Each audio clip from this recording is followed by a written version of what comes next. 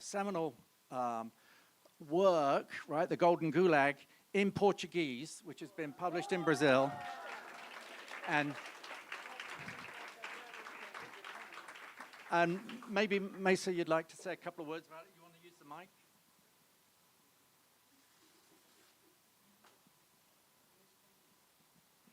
Thank you. So what you see here in these slides that our colleagues prepared from Brazil is that this is the publication of Golden Gulag in Brazil. And our colleague, Bruno Xavier, who translated the book, was a visiting scholar at Cpcp in 2015. And he had kind of an intense experience in New York City. He was out with a friend one night, and then he saw the police harassing a person on the streets, a homeless person. And of course, he tried to intervene. And he got arrested. He spent a day in jail. He did community work, cleaning the streets of New York City. And he was deported. He lost his visa. He was deported back to Brazil. So we have been talking about the importance of publishing Ruth's work in Brazil for a while. And Bruno was able to do this collective amazing project. The publisher is connected with the geography department at the University of São Paulo, and we all have a close connection with Cpcp. We have Fabio, Cecilia, Tawane here. We are all from geography from USP. And also we have some quotes from activists from Brazil. And one thing that Bruno told me is like, I don't know if Ruthie really understands how important this book is for Brazilian activists. So they really wanted me to express that. And also, the book is so beautiful. The cover design is amazing. The layout is amazing. So I'm gonna pass around this copy for you to actually have it in your hands and see. And then at the end, whoever finishes, please return the book to me or to Ruthie. So thank you very much.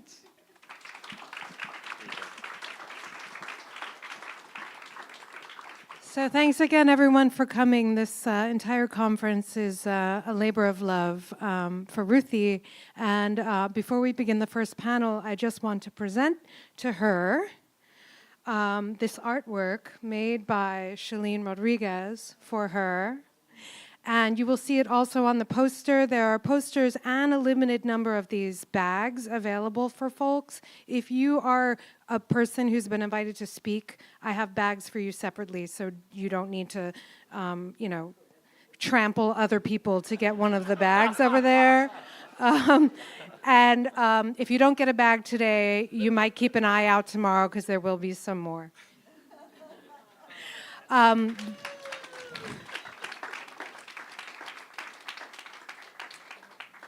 And there are also tubes for those of you who are, poster people, so that you can bring your posters home safe. Thank you, Mary. I also wanted to extend personal thanks to Mary for carrying the heavy load of organizing this conference. Thanks so much. I'm only saying that because I might get a bag, So maybe we'll move on to our first panel. As kind of a preface to that, let me say that one of the things that Ruthie's got used to is how the Center for Place, Culture and Politics works, or sometimes doesn't work, right? And so we thought we'd also, in this first panel, reflect upon the history of the center, which occupies a very special position at the Graduate Center. And sometimes a thorny position, since we have that word politics in our name, right? And there are folks within CUNY and at the Graduate Center who would rather we just talk about culture or something like that, right? Culture. And that's actually not what we do. And that's why when Ruthie came to the GC, given her work, given her activism, given her inspirations, she was such a perfect fit for the center, and was not only able to develop the work of this center, but expand its reach. And we've had all kinds of activities on the basis of Ruthie's presence working with the center, and it's an attraction to graduate students. We have graduate fellows at the center every year, and also, of course, 6 faculty fellows who we must and otherwise. So if I could invite up the members of this panel, we'll get started. And there'll be I think probably a very minor break between the first 2 panels, and then we'll continue with the keynote dialogue between Rabab and Ruthie. David is here.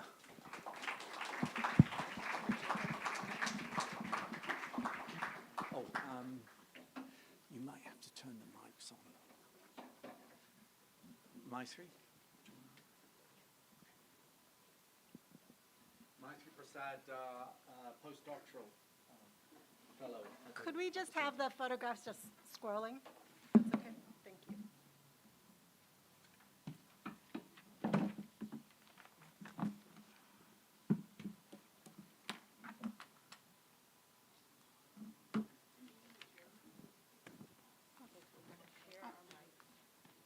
I could get one.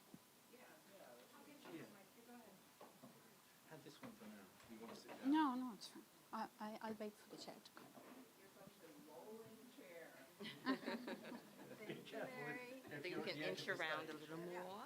Inch away, Peter.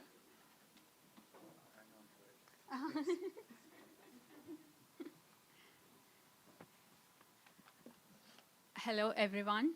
Welcome again. So, this panel is about 24 years of the Center for Place, Culture, and Politics. So we are just short of, 25 years. So we'll have another big one next year, I hope. And I kept thinking today and yesterday about how Cpcp opened my brains, and to use some keywords from the bios I've been will be reading out today. How it taught me to think through my ambivalence about communism. I was sharing it with Ruthie. So, it is about culture in a particular way, because, that ambivalence is indeed about, it's a cultural feeling. And I was trying to think about the day I walked into CPCP, probably late 2019, if you can believe it, just before the pandemic. And I was trying to think, what did I see? I don't remember, because most of what, that around the pandemic I've blocked off. But I imagine I must have seen this wonderful poster framed there called "The Party is Not Over," it says. And it's from 2004. And so you think, oh, this is early 2000s. The party is not over. Is this about the partying that they've been doing here? Or, it's not over yet? Or is it about, some party the party that existed and, nobody saw it, nobody saw the collapse of it, or the, it getting over. So it really, I could see that this CPCP is a refuge as much as for me, as for, everyone who passed through it. And it is a place of refuge for people who were activists or communists, or are activists and communists. So, I thought of, how did some people gravitate to this, to academia as a place to exist radically? How did they think of it, especially in the US? And how did the state and capital come to not just tolerate this, but also fund this? So that was interesting. And I was also thinking about, just cut to the present, the encampments in our universities, how they were, brutally removed. So this generation that, who were in the encampments are younger than the CPCP. They are, not 24 probably yet, most of them. So I was thinking about the inseparability of thinking and doing and thinking. And, there's no need to, I think what CPCP taught me is that, you don't have to overthink your doing, and you don't have to underthink your doing either. So, and how the center and everyone at the center bring together this thinking and doing in unique ways. So that's what I think CPCP offers as solidarity, that space to think and act, or space to think and do. And I'm really thankful for that. With that note of gratitude, let me start the bios. I've substantially cut them short because nobody can read all of these, bios. We're just going to go through David's book title. And then the conference will be over. And forgive me if, I mispronounce words or names. Candice, so I'm going to start. Candice Chu is a professor of English, American Studies, and Critical Social Psychology at the CUNY Grad Center, where she's also affiliated to Africana Studies and Liberal Studies. She teaches and writes about the relationship of aesthetics, uncommon sense, and insurgent pedagogy. Chu has served in administrative roles in American Studies, English, and the Center for Place, Culture, and Politics at the Grad Center, and is a member of the steering committee for the newly established PhD program in Black, Race, and Ethnic Studies. She was president of the American Studies Association from 2017 to 18. Her publications include The Difference Aesthetics Makes, On the Humanities After Man, and Imagine Otherwise, on Asian Americanist Critic. She's currently working on a book of essays titled The Disinterested Teacher, and a research project on contemporary Asian racialization, studying Asia. David Harvey is a distinguished professor of anthropology and geography at the City University of New York and author of various books, articles, and lectures. His most recent books are a companion to Marxist Grundrisse and The Anti-Capitalist Chronicles. He is the author of 17 Contradictions, not any less, and The End of Capitalism, one of the Guardian's best books of 2011, The Enigma of Capital and The Crisis of Capitalism. Other books include A Companion to Marxist Capital, Limits to Capital, and Social Justice and the City. He was director of the Center for Place, Culture, and Politics from 2018 to 2014. Peter Hitchcock is professor of English at Baruch College and the Graduate Center of the City University of New York. He's also on the faculties of Women's Studies and Film Studies at the GC. His most recent publications include Accumulating Fictions for Representations, Immolation for the Routledge Companion to Literature and Human Rights, How to Read a Discipline for Comparative Literature, Defining the World in Literary Materialisms, and Everything Has Gone Green, The Environment of BP's Narrative for Imaginations. So that's our next year's topic, anti-capitalist environmentalisms. Forthcoming articles include an essay, Viscosity and Velocity, and another one on communism titled The Leninist Hypothesis. I'm going to stop there. There's more. Those are both out. Robin C. Spencer Antoine is a historian who researches and writes about Black social protest after World War II, Urban and Working Class Radicalism and Gender. Her book, The Revolution Has Come, Black Power, Gender, and the Black Panther Party in Oakland, was published in 2016. She's co-founder of the Intersectional Black Panther Party History Project and has written widely on gender and Black power. Her writings have appeared in the Journal of Women's History and Souls, as well as the Washington Post, Vibe magazine, Color Lines, and The Truth Out. She has received awards for her work from the Mellon Foundation, the American Council of Learned Societies, and the Association of Black Women Historians. She's completing her second book on the intersections between the movement for Black liberation and the movement against the US war in Vietnam as a fellow at Harvard Charles Warren Center for Studies in American History in 2023-24. In addition, she's working on 2 biographies. The first focused on radical activist, scholar, and thinker Angela Davis, and the second focuses on Patricia Murphy Robinson, Black feminist psychotherapist. So, over to our speakers today.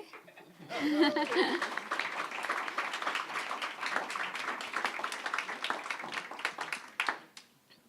we going in order? I guess we're going in order. I think we're going in order.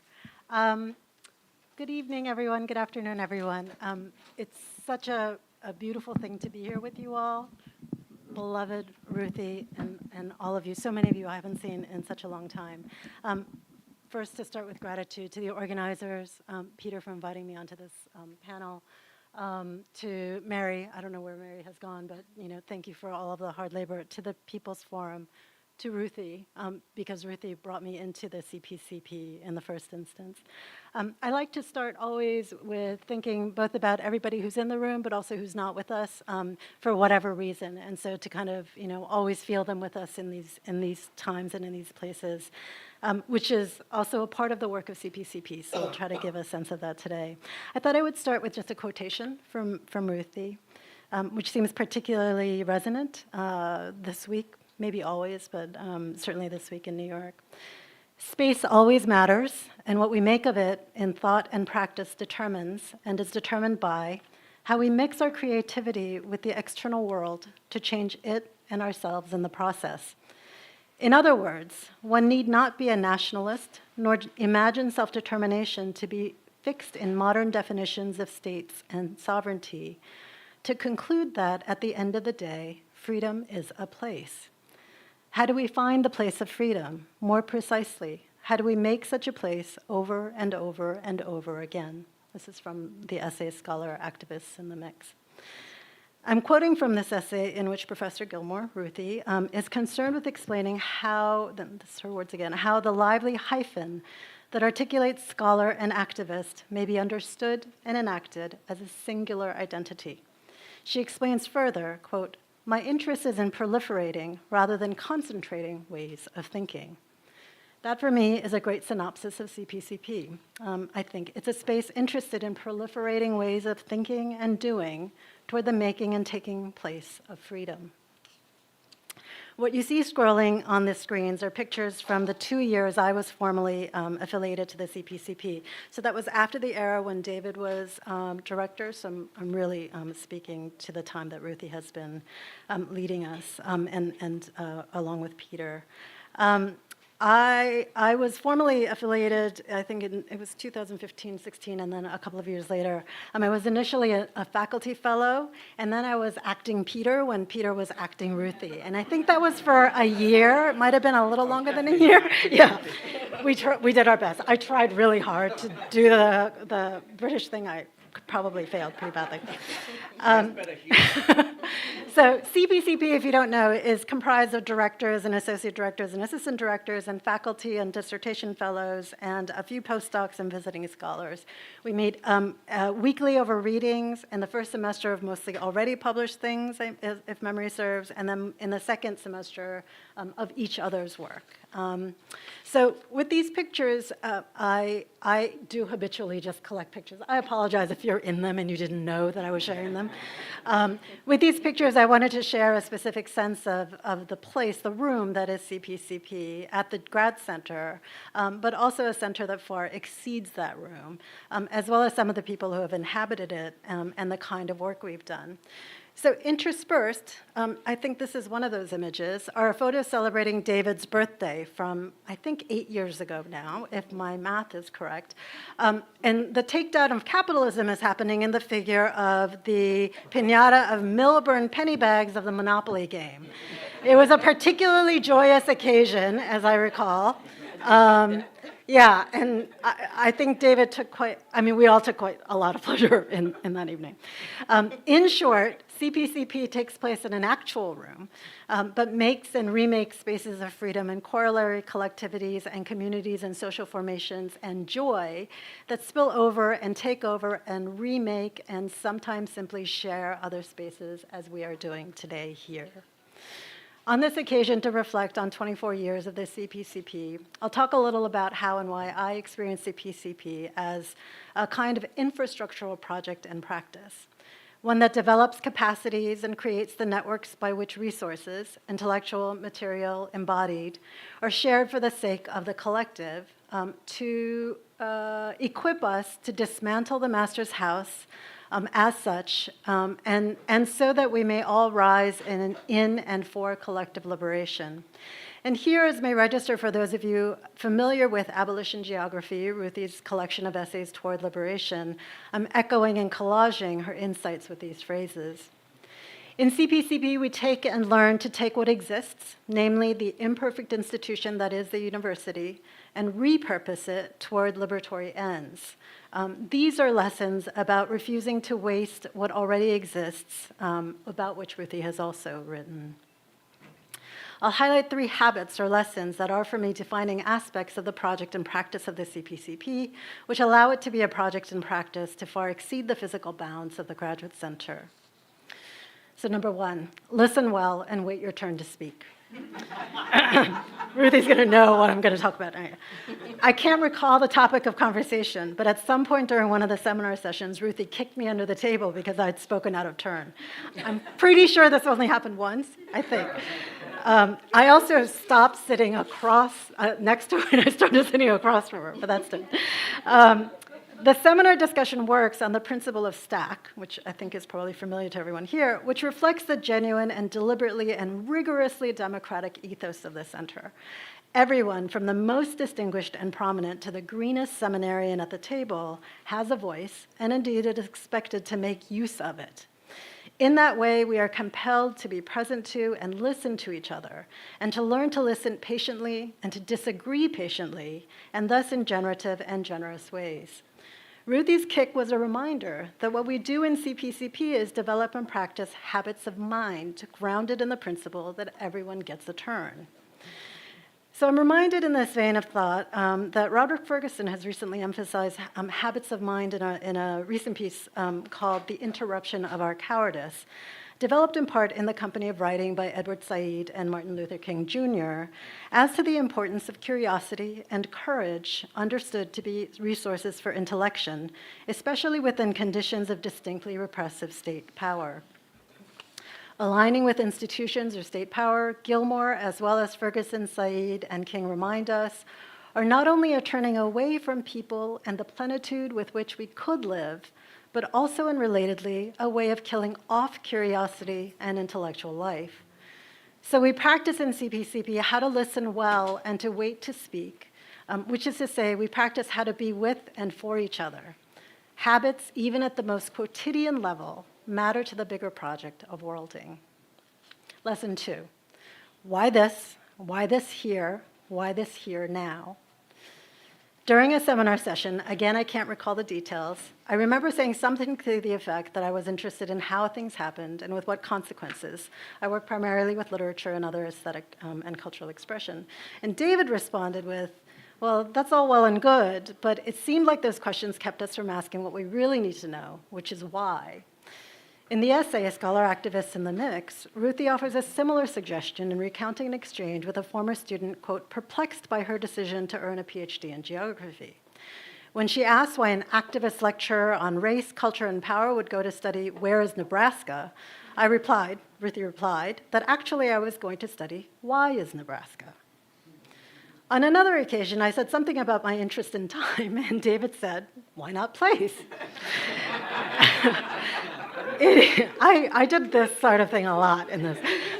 It's not so surprising that if you hang out with geographers, they'll ask about place. But what I want to flag is that what's being cultivated here is a habit of asking what you're not asking when you frame a problem this way and not that. And the point is to ask questions that will help us, quote, learn how to interpret the world in order to change it. That's Ruthie's quotation. I'm sharing these exchanges in part because they're indicative of the thoroughly inter- and multi- and anti-disciplinary nature of CPCP. It is very much a space that is highly disciplined, but not in a disciplinary way. You do the work carefully, the reading, the thinking, the writing, but not for the sake of reproducing or buttressing disciplinary knowledge. At every turn, in and through the heterogeneous company that comprises the center, greater and different kinds of curiosity are provoked and stoked. To change the world, know it from as wide and diverse perspectives as possible. In framing questions, think always of exigency and purpose. Why this? Why this here? Why this here now? Ruthie poses in What Is to Be Done, her ASA presidential address. To this, a lesson of CPCP is, what else do we need to ask to know? Lesson 3, stretch awareness, expand imaginaries, share stories. I borrow from Catherine McKittrick's discussion of citationality to sketch this third element of practice. In Dear Science, which not incidentally opens with a quotation from Ruthie, quote, there is no life that is not geographic, McKittrick writes, the sharing of ideas, no beginnings, no ends, enables a terrain of struggle through which different futures are imagined. Or as Ruthie puts it in What Is to Be Done, gather all the raw materials that comprise the textures, the documents out of which the present emerged, so that and was secured, and use, and quote, use oppositional theorizing and thinking to analyze the material so that the outcome is not another litany of horror, but a regrounding of the terrain of the racial modalities of class struggle. People and planet continue to suffer. What do we need to know to make change, and what's in the way of our knowing? Who and what benefit from the narrow visions of possible futures and ignorance of other possibilities? How, with what tools, do we expand our awareness and stretch the imaginations? What stories do we tell, do we share? Collective study is, in this regard, a creation or replenishment of time, which is, as Ruthie has reminded us elsewhere, another name for life. See, time is good. This practice is accordingly in part about how curriculum matters, and that contestation over curriculum are matters of life and death. The practice of the CPCP is to read expansively, study thickly, and imagine collaboratively, organize, organize, organize, and tell the stories that help to replenish the grounds of livingness. I'll close my remarks by rehearsing briefly the first time I met Ruthie, which was, I believe, sometime in the year we both arrived at the Grad Center in 2010. Various people in the building, including then President Bill Kelly and others who recognized her arrival as momentous, wanted to have a celebratory reception. I was volunteered to ask after Ruthie's interest in such an event and happily accepted as I really wanted to meet her. We lunched together at a Korean spot on 32nd Street, and I spoke about the building's desires to celebrate her. And Ruthie demurred in favor of something more substantive, something more useful. We derived a panel that would center around Golden Gulag. Nikhil Singh and Cindy Katz were ultimately the panelists, and there was pink champagne with which to toast. That was my thing. I was really into pink champagne. So. I like bubbles. Bubbles are celebratory. That move to take any and every opportunity as one to do work that matters is a characteristic practice of CPCP under Ruthie's leadership. Always, the lesson, the practice is use the resources available as meaningfully as possible for the sake of the project and not celebrity. In that way, build the scaffolding so that the work can continue uncontingent on the presence of a particular individual, however, and especially if charismatic. I know many of you will recognize that all these qualities I've been describing are characteristic of abolition geography as Ruthie gives it to us. Quote, abolition geography is capacious. It isn't only by, for, or about Black people, and specific. It's a guide to action for both understanding and rethinking how we combine our labor with each other and the earth. Abolition geography takes feeling and agency to be constitutive of, no less than constrained by, structure. In other words, it's a way of studying and of doing political organizing and of being in the world and of worlding ourselves.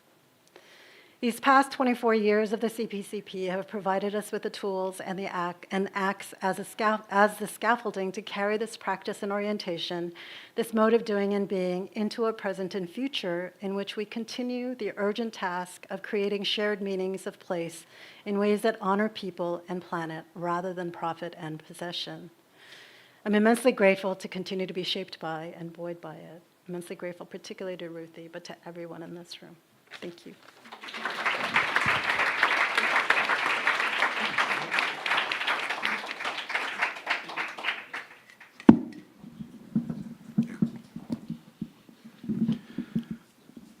Well, thank you, Candice. It was a fantastic overview of a lot of things that I would want to say.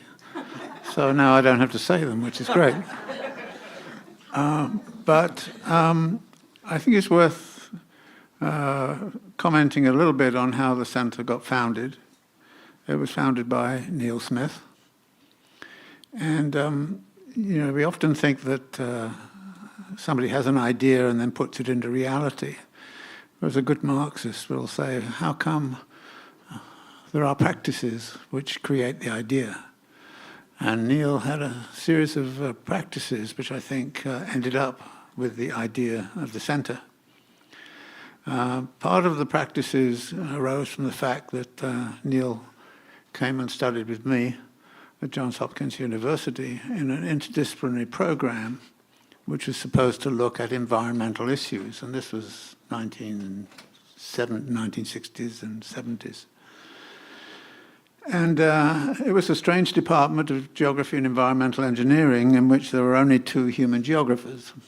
And Neil came to study human geography, and the result of that was that he ran out of courses to take. By the time he'd taken stuff with me and with one other person, that was it. So he had to go and raid all the other departments around Johns Hopkins. So he started to enjoy himself by enrolling in very distinguished professors' lectures and seminars and so on. And being the troublemaker that he would always dispute entirely what they were saying. Particularly over the issue was he was taking Marx very seriously at the time, that they usually got Marx completely wrong, and in any case they hadn't read their Trotsky right. Now, the result of this was that at some point or other I received complaints from some of my colleagues who said to me, for God's sake, keep that guy out of my classes.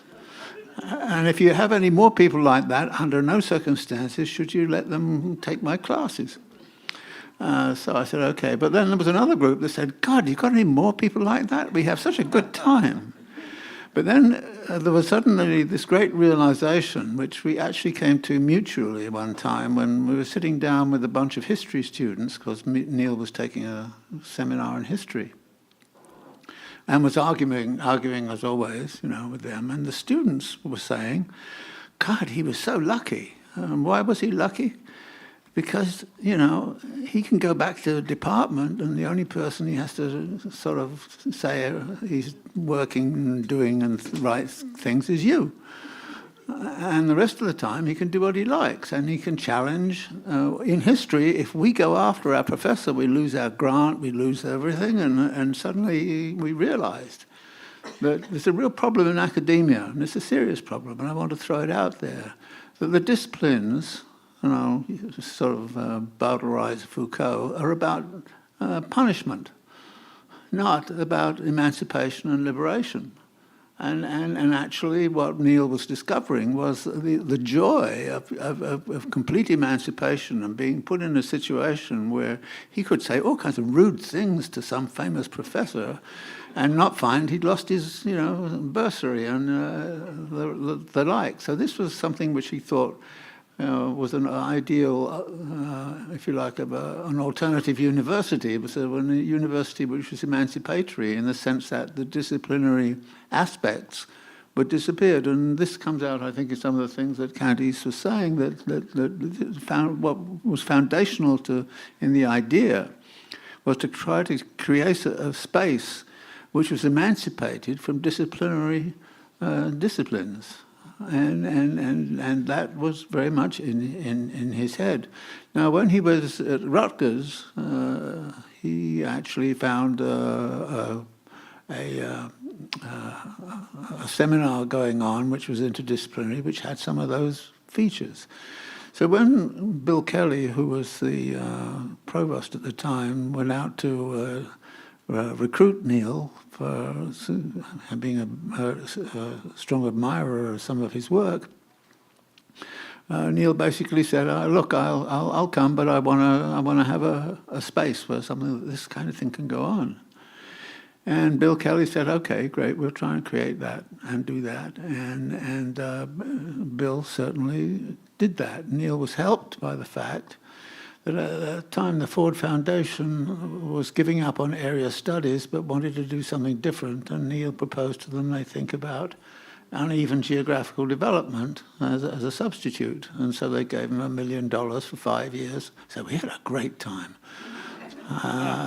And he could invite all kinds of people. And the other thing was that Bill Kelly, for all this time that he was here, was always strongly in support, very strongly in support in bringing Ruthie here, and bringing other people here, Catherine Verdery and other people like that. But the other peculiar thing about Neil and I coming here was this, that the geographers didn't want us. It's very strange. Very strange. The geography department looked at Neil and said, "They don't want him." And when I came, they said, "No, we don't want you either." So we ended up in anthropology, which is all right with us. We didn't care, precisely because by that time, both of us had imbued the idea that the ideal university is one where it's emancipatory and you just pursue emancipatory knowledge for its own sake, and you'd also do it in a multidisciplinary way. And so the certain rules of selection of who participates in the seminar, and the core of what the centre does is, of course, lies in the seminar. And you're right, it's non-hierarchical, although there is a certain Leninist at the centre of it all, who, when things get out of order, you know it, and you know, we can, you know, there are limits, you know, to emancipation, you know. You soon find out. But this was actually the way in which Neil ran it, and it's the way in which I ran it. And when Ruthie came, she slotted into that role extremely well. And so the centre then had a certain kind of kudos in terms of the kinds of things that we were pursuing. It was politically very active. Neil all along had actually, even at Hopkins, he was walking around saying, "Academia sucks. You know, we've got to get the people on the campus, and we've got to get the people from." And so Neil was very active in terms of trying to relate the work of the centre to social movements in the city. I tried to do the same thing with Right to the City and all the rest of it. So we were constantly trying to do those things, and we were always given a great deal of help from the central administration, which I'm sure will surprise most of you, but Bill Kelly was absolutely very much in favour of what we were doing and went out of his way. And in CUNY, that was an incredible thing. And just a small thing. If you want a space to do something in CUNY, you have to go to some people who control room reservations. And they've always got the idea that maybe Starbucks is going to come along and want to rent a space, and they want to keep everything. So it's impossible to get anything done through that until you kind of wanted to, you know, we brought in somebody like Naomi Klein or something like that, and we wanted the Prescience Auditorium, but the room people wouldn't give it to us because they said, no, you know, blah, blah, blah. So we go to Bill Kelly and say, "Hey, look, we've got Naomi Klein coming, and you know, we need the Presciansky." And say, "Okay," and you can pick up the phone and say, "Give them the Presciansky." And so we had all the things we might want in that kind of way. Since Bill Kelly has left, it's another story. Another story entirely. We've got incompetent administrators who don't even know how to, oh, we have rooms. And I came up with some crazy thing. Actually, I had to face up to the fact that we had so many events sponsored by the centre that then when they did a kind of a shadow kind of thing on renting of spaces, we were actually costing the university a vast amount of money, and we should actually pay rent on the facilities of for holding. And after a while, we were told, you've got to cut your programming down by half. I said, I'm not going to do that under any circumstances, But so things are not as good as they once were, in the sense of what we can do. But the core of what we do and how we do it is, I think, just absolutely astonishing. I mean, I'm amazed. I don't always come to the seminar these days. When I first came, I didn't go to the seminar because I felt it was kind of Neil's, terrain, and you didn't want to muscle in on it. But that disappeared after a bit.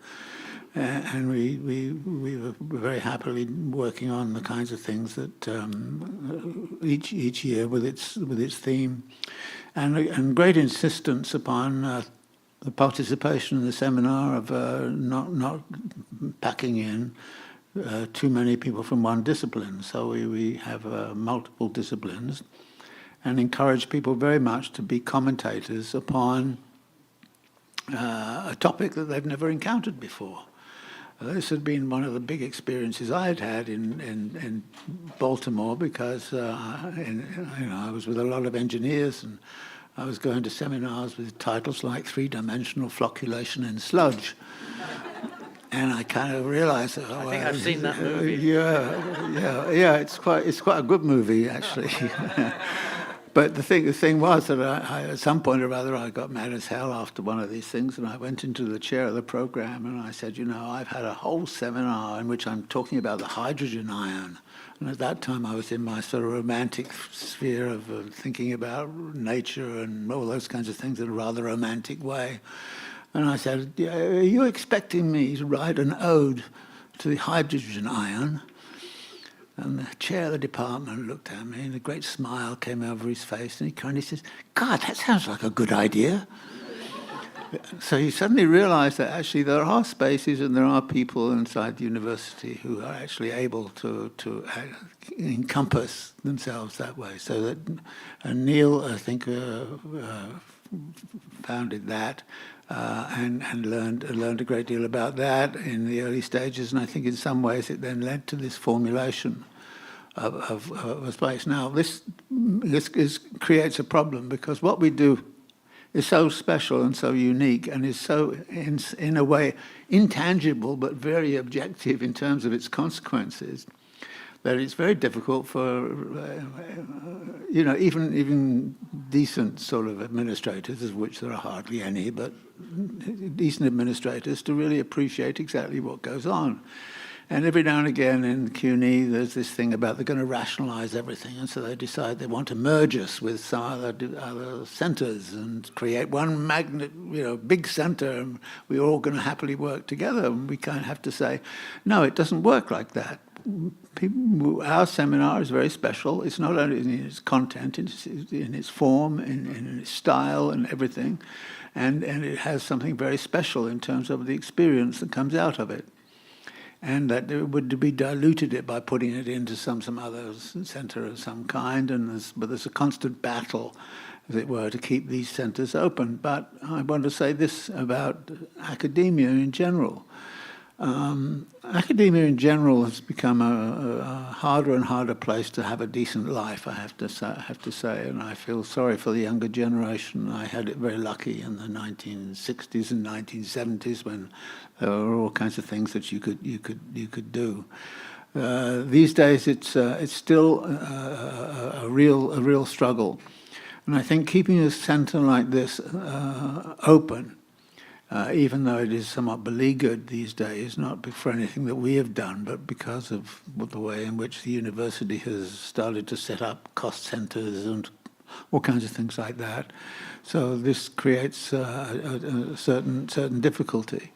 But I think that the content of what we have to do, what we're doing, and how we do it is extremely important. And actually, one of the things that I think is the case, that from all of my knowledge of everything that's gone on in the centre over the last 24 years, I would say that it has marked everybody who's been through it in certain kinds of ways, in terms of the kinds of ways, the kinds of people they are, the kinds of academics they are.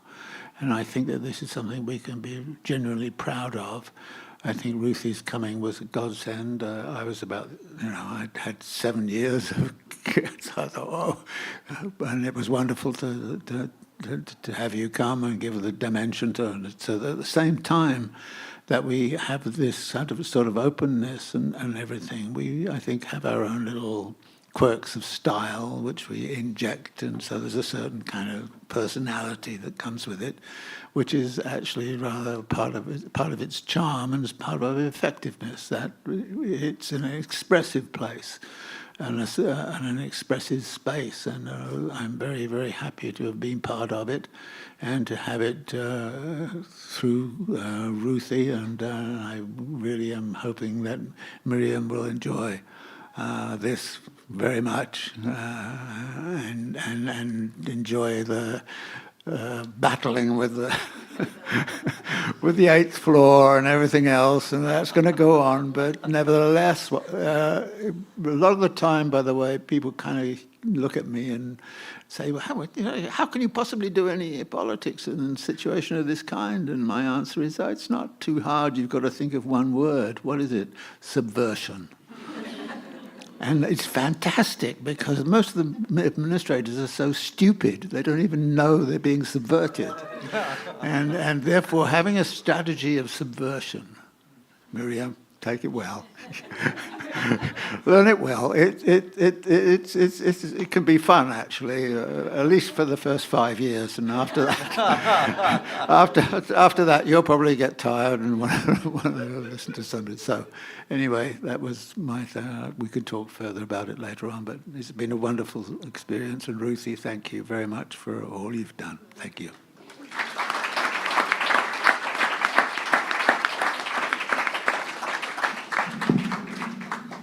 I don't think my anecdotes will be as much fun as those.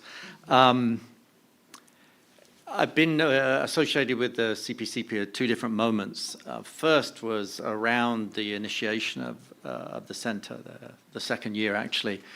And it was Bill Kelly who put Neil Smith onto me.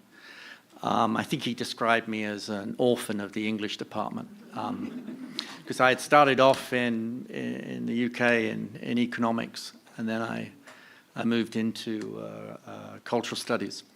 And the English department, when I joined I was at Baruch, I started teaching at the Graduate Centre, was a little bit on the sclerotic side. This isn't being recorded, is it? No. It was wonderful, it was wonderful. Anyway, so I got a phone call from Neil in 2001 in the summer, and he said, you do kind of like cultural studies, Marxist, anti-capitalist, anti-racist, anti-colonialist stuff. So, well, sure, yeah, I guess that covers some of it. But he said, how would you like to work for the CPCP? And I said, well, what would I have to do? And he said, just keep doing that stuff, keep doing that stuff. But there was actually some organizational things that I had to take care of, because actually Neil was on the ball most of the time. When I worked with David, there were certain aspects of the CPCP, like funding and day-to-day running of the centre, that was not at the front of your brain, let's say. But now let's have a serious moment, because I was 2 weeks into the job, and I was on the train coming into New York, and I got a phone call from a friend of mine in Granada who said, are you okay? And I said, well, I've had my coffee, I'm on the train. And obviously he was referring to the first plane hitting the World Trade Center. So by the time I reached New York, the second plane had hit, and everybody has memories of that day. But this was only the second week of my work for the CPCP, and everybody in New York, obviously, and a lot of people elsewhere were absolutely traumatized. And so I didn't see Neil that day, but he called me up, and his first question was, well, I suppose we shouldn't have the seminar tomorrow, right? Well, I think that's a good decision. I think probably, given what's going on in Manhattan, this is not a good idea. But we talked about the annual theme, right? So we have a different theme for each year's seminar, and the theme for that year was crossing borders, yeah, there was some crossing borders going on. But what we tried to do, though, was rather than say to people that, what you think of crossing borders is now irrelevant given this historical moment, we would generate a conversation around the meaning of crossing borders that somehow took into account the catastrophe, the trauma, and the political, socio-political, and geopolitical implications of the attack and its aftermath. And the reason I mention this is not just because I was really too young to take this in, but the 7th of October was, of course, when the US began their war on Afghanistan. And the 7th of October has occurred again in this year of the CPCP. And I think one of the ways that I've managed to process this is through my experience of that the first time round. I mean, I think elements of that seminar that particular year didn't work, but for instance, we got folks from Doctors Without Borders who were working in Afghanistan to talk about the relief work, and there was, like a medical catastrophe after. In the first month, right, the US dropped more bombs than they dropped in the Second World War on Afghanistan, and big weapons, right, big weapons, like take the top off mountain weapons, yeah, I mean, their presentation to the seminar was just. It was moving, but on the other hand, there was this feeling like, what can you do with this war machine? Once this war machine begins, it has its own internal logic. And what are we doing in our conversations that helps us to understand the nature of that logic? And that's really how we kind of restructured the seminar on the fly, with an actually existing crisis. I think the current crisis is of a different order, but there are connections both with the extent of the violence, the militarism, and this feeling that individual states can make decisions over the desires or wishes of those states' peoples. And in the last few weeks, obviously, with the student protests, that particular feeling has been intensified, I think, because it seems like you're only dealing with an institutional logic of the university, but that institutional logic is also being refracted and reflected and mediated by the state at large, right, by the United States, and what the United States wants in this particular conflagration. Yes, so at the end of that year, I think Neil and I mutually agreed that, that this was too much. And I went back to doing union organizing at Baruch. And then rejoined around about the time that David took over the directorship. So these annual themes, consciousness and revolution, we love that so much, we did it a second year. So it was easy to write the description for the second year because we just said, continued, ... The agrarian question, this gets back to not just a Leninist interest, right?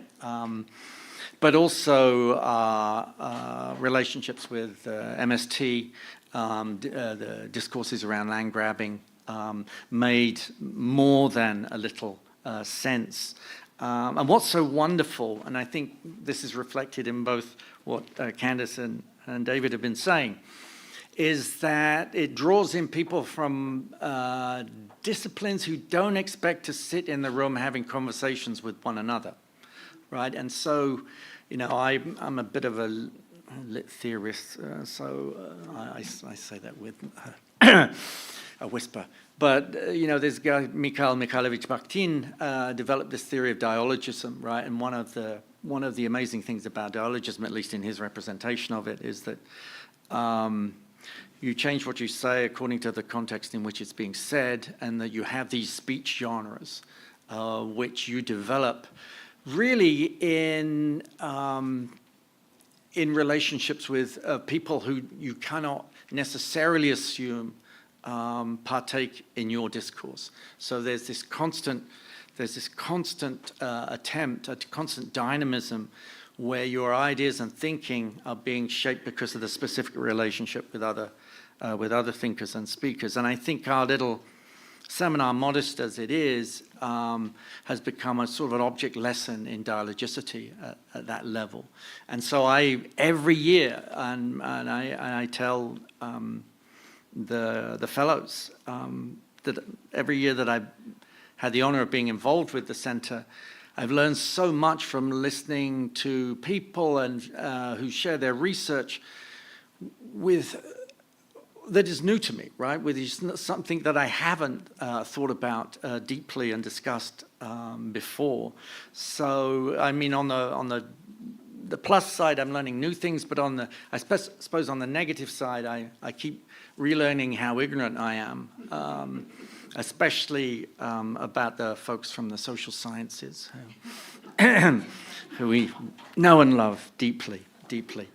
I'm not going to go over all the kinds of events that we have, but I do think there have been special moments. I think the 30-year anniversary of Cedric Robinson's Black Marxism was an amazing and powerful event, which did honor not only to Cedric's work, but to all of the people who have been involved in thinking about the Black Marxism as a set of ideas and the Black radical tradition as something that had, before his extensive and deep research, had not been fully realized as not just an intellectual project, but as a political project. And that's why another reason that I've been so happy to work with Ruthie is because she embodies that kind of force of thinking where praxis is not simply a kind of where you tag on action to an intellectual idea, but it becomes sort of the living tissue of why you do what you do. I suppose I shouldn't use the word organic for the seminar, but I do think that it has a kind of an organic and creative reciprocity that enables somebody's work like Cedric's to take on new meaning with new readers. Finally, I think one of the years the seminar theme was how to fight back. And I do think this is important, not just for the contemporary crisis, but for intellectuals or academics who feel that their whatever they do is simply a professional vocation, right? That it's something with their very narrow parameters, and that as long as they stay within those lines, they can feel happy that somehow they're an expert in what they do. Right? And I, you know, at the center, we profoundly disagree with that. And I was thinking about this in terms of our dear President Biden's statement, I think yesterday, that dissent is essential to democracy, but should never lead to disorder. This idea of dissent is so far from what we do at the center, and I'm not sure. It's not simply that we need to rethink democracy, but we have to be able, as intellectual activists, to disseminate a notion of dissent that resonates differently from the notion that you can perform opposition as long as nothing changes. Thank you.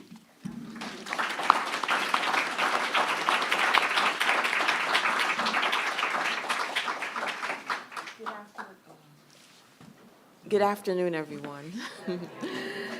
It's my pleasure to share a little bit about my connections with the Center for Place, Culture, and Politics over the years.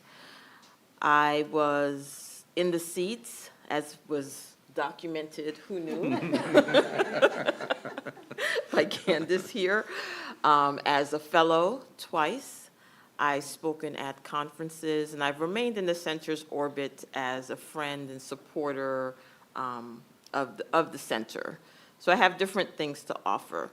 The first thing I want to talk about a little bit is just the hierarchies that are evident at CUNY and what it means for faculty who work on the campuses to receive a fellowship from the Center for Place, Culture, and Politics, which gives us a course release, many of whom are teaching very high teaching loads.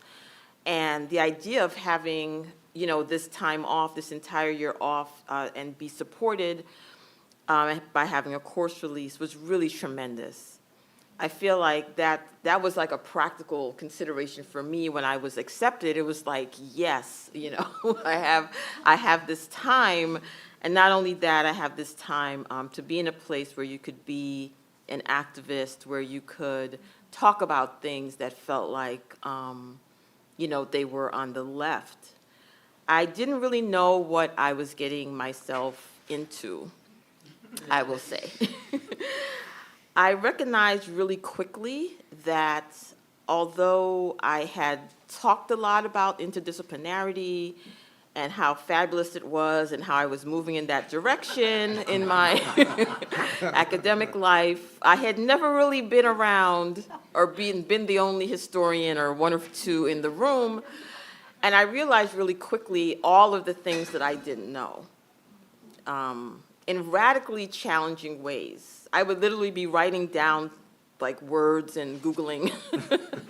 And I read things that I'd heard about but never really understood. And to think about different elements of theory was not something I was ever comfortable with. And so it was a challenge. It was like a growth experience for me to be part of the Center for Place and Culture and Politics. I was there for the theme, How to Fight. I really felt like I learned so much about political struggle.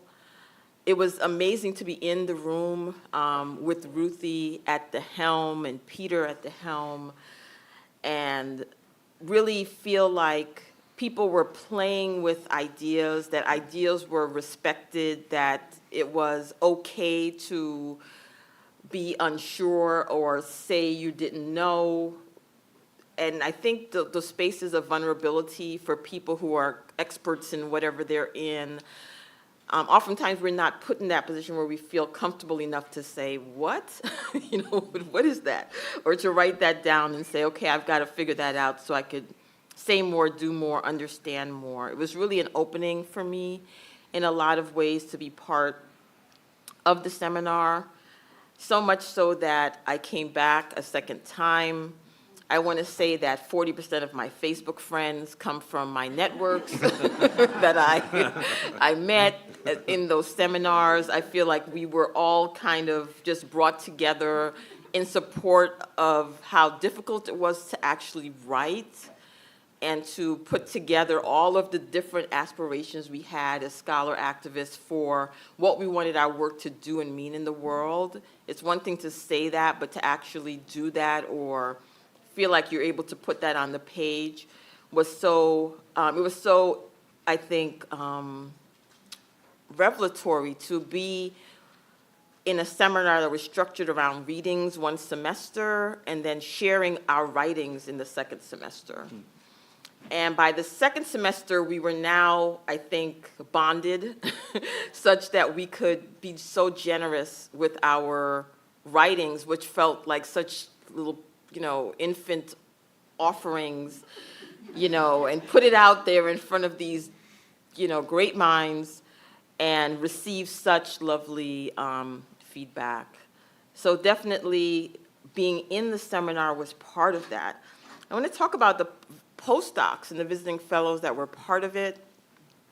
Again, I'd imagined that I was internationalizing my work, and I was going now to international conferences and et cetera. But to be with scholars from Turkey, Brazil, Denmark, to be with people who were doing their academic work in languages outside of English, and to sort of be in that environment where you could realize that you're really sitting, it just really makes you think about yourself, your world, your place in the world, to be part of this community of people who are doing and producing intellectual work in places that you have not realized that you don't expect intellectual work to come from that's relevant to you. And I think that is what I got out of being in that seminar with all of the amazing postdocs and the people who were writing about places that I knew very little about, writing about struggles that I just heard of or they seemed historic to me, Eastern Europe, and to think about the everyday and the ways in which they were bringing those movements and those politics to the present was also one thing that I learned or I took away from the Center for Place, Culture, and Politics. Being in the room with filmmakers, anthropologists, sociologists, people who were engaged in different levels of academic work at different registers, using archives that I was not accustomed to or even aware of, was also very opening. I think that being part of it under the stewardship of Ruthie was an amazing experience every time that I did it. I think that I saw Ruthie in so many different roles, in particular as a mentor. I want to say that any dissertation committee she invited me to be on, I said yes. And I got a chance to really see the brilliance of so many students who were in the Graduate Center, who were in her orbit. I got a chance to read so many things that I would have never read. And I got to also understand Ruthie as kind of an embodiment of a kind of integrity, a generosity. The way that she encouraged people's voices was so, so important to me to kind of see. She's a fearless analyst, just a free-ranging thinker, someone who delights in ideas. In this anti-intellectual world, to be with someone who's literally delighting in ideas. Let's talk about this. I felt like there was nothing that was like, you could throw out anything and Ruthie would make it into like some amazing intervention or question, or let's think about this. And, just to be with someone who was just such an amazing thinker, I think was very, very important to me. I think it's important to note that, as a Black woman, oftentimes Black women are not allowed to occupy that type of space as leaders. I think Ruthie, as someone who was in a position of power, who was respected as an intellectual, who kind of stood in her own height, who didn't suffer fools, it was just important to be around somebody like that. For me, someone who's more reserved, kind of person, and then to sort of see fearless Ruthie just diving in. So I want to share some memories that I have that I just kind of listed, sort of my big takeaways. I remember one time in seminar where someone said something, and sometimes our offerings were not, all that special. Someone offered something out. Okay, turn the recording off now. And Ruthie kind of dismantled, she redirected, and I just learned that criticism could be kind, which is something that we don't get. Oftentimes we're ripping things to shreds, or we're, you know, in an attack mode around, you know, something that we hear that we think is problematic. But Ruthie was kind. She showed me that criticism could build. It could build someone up. It could build on an idea and remix it in ways that were indeed provocative and good. I remember the time that I saw Ruthie out of the Center for Place, Culture, Politics, and there she was at Occupy. Right? I remember the seeing her there on the People's Mic, just embodying outside of the classroom space what education meant, what it meant to be active, to be visionary. That was so powerful to me. The people that I met in sort of the network and community of the Center for Place, Culture, and Politics have really meant a lot to me. I see several of you in this room. You know, I feel like you may not know Ruthie, but we're still connected. we celebrating each other's books when we saw that, oh my gosh, the little baby it's a book. You know, we see how our work has grown and how we have continued our commitments, that we nurtured and we opened, because oftentimes you're terrified sometimes to open up your commitments in certain spaces because you're punished for those things, but we trusted each other enough to do that. So being part of that network and community was really, really, really important. I felt like Ruthie planted seeds as a leader in the Center for Place, Culture, and Politics, and we are the seeds, those of us who went through there, the work that our work is doing in the world, the work that we're doing as activists, whether it be in education, whether it be, you know, in whatever ways that we're doing that work. I think that's so, so important. And I think that one of my biggest takeaways from the center, or my time at the center, is about movement building. And I think at this time where a movement is here to end the genocide in Palestine, is building upon the work of long-distance runners and long-standing, you know, voices who have been marginalized, who have been repressed, who have faced, you know, so much more that didn't make it to the news, you know, in these last couple of weeks. I think that some of my lessons from Ruthie are about organizing, about practicing hope, about radical listening, about global linkages, and most of all about our imagination, some of the frameworks that she has given us to help us understand and what we're seeing around us, whether it be organized abandonment or the concept of freedom is a place that Candace so beautifully read from earlier. It's just, those are the things that sort of stay with me in my heart based on my time at the Center for Place, Culture, and Politics. So I want to thank you, Ruthie. Thank you for everything. I came back a second time, stronger, more interdisciplinary, more global. It's still, you know, it's an ongoing journey, I would say. And I think you've just been a beacon for so many people, so approachable, always giving the best and the warmest hugs. If you've ever gotten a hug from Ruthie, you know that they're just life-affirming. So we love you. Thank you for all you've done for the center and for all of us.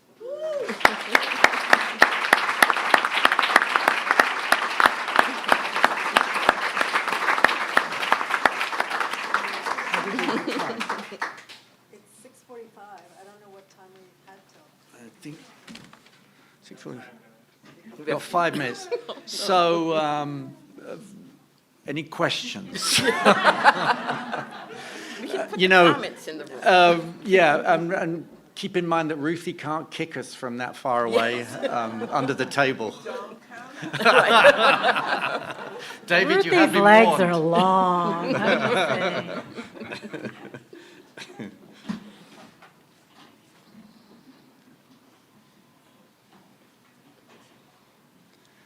Do you want to be a fellow at the Center for Place, Culture, and Politics? We'll leave some Venmo numbers and Zelle numbers, and we'll see what we can do. Yes? How did you come up with the name of the center? Oh, that's a good question. Did Neil ever tell you? Yeah, he did, but I've forgotten now. I think he actually said CCCP, and and it came out wrong. You know, it came out wrong.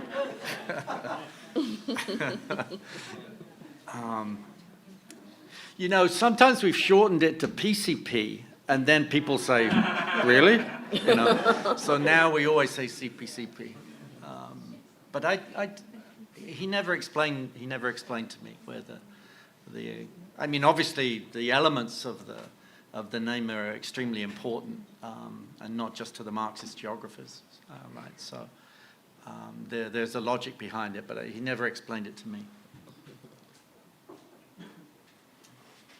I was glad, by the way, Robin, that you mentioned the international connection, the people we've had from Europe and from Latin America and so on. It's been a fantastic thing. So thank you for bringing that up. We have quite a lot of following, actually, it turns out, in Central Europe and France and elsewhere. So yeah.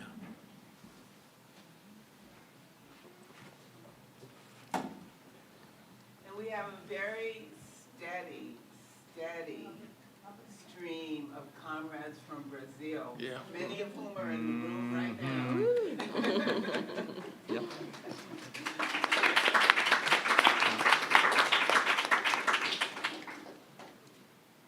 And we're hoping to do, you know, like site visits where we get to share our research in Brazil, perhaps. Yeah, and I want to say that people oftentimes contact me about like how to come to the U.S. and do their work, because it's very hard to do so, to get the visas, to get the funding, to get the frameworks, and I always point to the center. So I think it just has so much meaning, especially at a time of, you know, border control and repression. It's true, we usually get more postdoc. No, I mean, not the official postdoc that's rooted in the center, but people who have postdoc money who want to be affiliated with the center for a year. And we simply don't have enough spaces, physical space, to accommodate everyone. So if the administrators are watching, more space!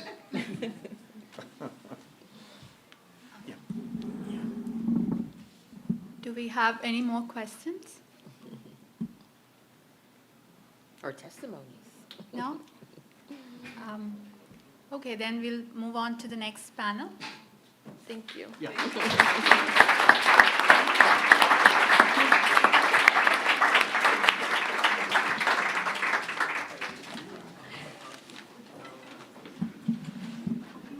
That was great. That was great. It took us back. I wasn't sure canvases were. Yes, I like that. It worked. I think it worked. Somebody had to do it. Yes, somebody had to do it. Yeah. I'm glad you did. Yeah. And the prehistory from David, it was great. I think it Did her homework.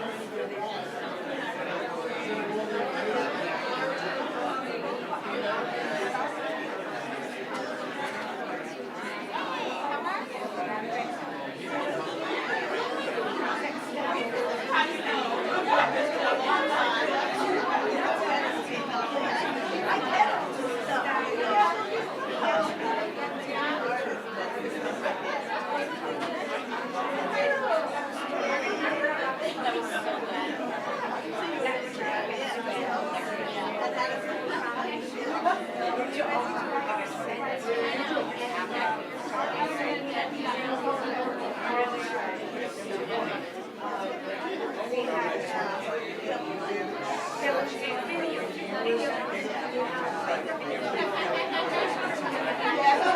every feeling has like, and as a person, to have like talking about talking about my job, and I'm like, this is such a good thing. Thank you so much. Yeah, I just, yeah, that was so.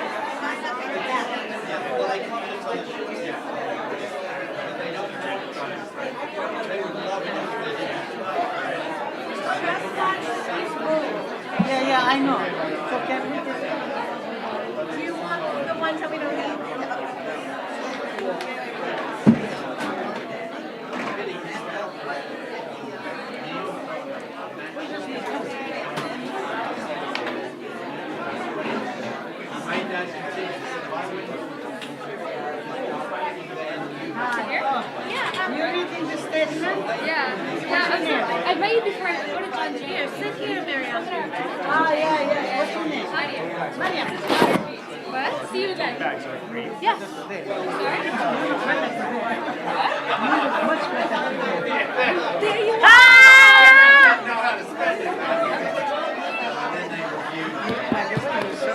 Folks, we're going to start to convene again because of the unfortunate fact that we have to be out of the building at 8:30. Published political statement of harm. They acknowledge everything. They said they're going to change things. They agreed to all our demands, and they have published several statements so far already. Excellent. So, I was going to talk to you about the coming NWSA. Because now we do want to participate. And we also got Kashmiri. Yes, definitely. Hello, everyone. We're starting.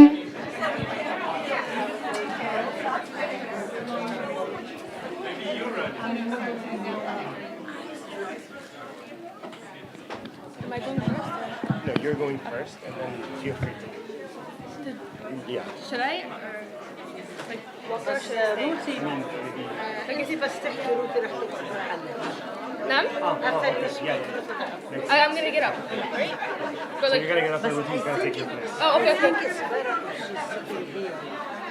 So, yeah, because it's going to be streamed. So it's not that she is the main person who's thinks it's authority. Okay. شو رأيك مثلا تقعدي تاني مال and then we get Ruthie to sit here? No, yes. Or hold on, someone's sitting here, right? خليكي انت هون. وانا بقعد هون. خلص الستيتمنت تبعتك then she's Yeah, I know. بس أنا يعني أقعد كده. Ruthie, can you sit here because my hearing. Once I'm done speaking, I'm gonna get Anyway, besides you're the center of attention. Okay, that's fine. I'm speaking now. Okay. Good evening, everybody. We're about to start, so kindly invite you to come. Ruthie's piece on Lenin, hanging out with me. Things to think through. Those are trying times. As David had mentioned earlier, it's pretty challenging. Those are hard times for brown bodies, for Arabs, for Palestinians. They are also especially trying times for CUNY students, especially after the past week. And I'm sure as many of you are aware of what happened at City College. So as a premise to our following panel, I'd like to introduce Maryam, who will be sharing a statement from the CUNY Gaza Solidarity Encampment and CUNY for Palestine.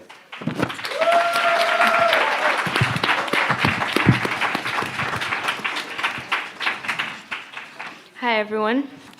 I would like to begin by emphasizing that the purpose of my speech today, my purpose as an organizer, and most importantly, my purpose as a human being, is to stand up for Gaza and the Palestinian people from the belly of the beast. May every word I speak tonight strengthen the movement for Palestinian liberation and aid in the liberation of all oppressed people.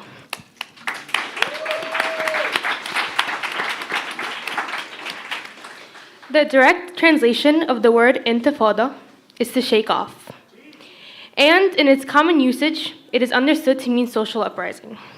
Social uprising against oppression, against occupation, against settler colonialism, imperialism, racism, and most importantly, all forms of injustice. Social uprising has been historically used to fight injustice, not just in Palestine, but across the globe, from anti-war movements in the imperialist core to the anti-colonial struggles of Algeria and South Africa, from Stop Cop City to the Puerto Rican independence movement, and in all the anti-racist, anti-capitalist, and anti-colonialist struggles.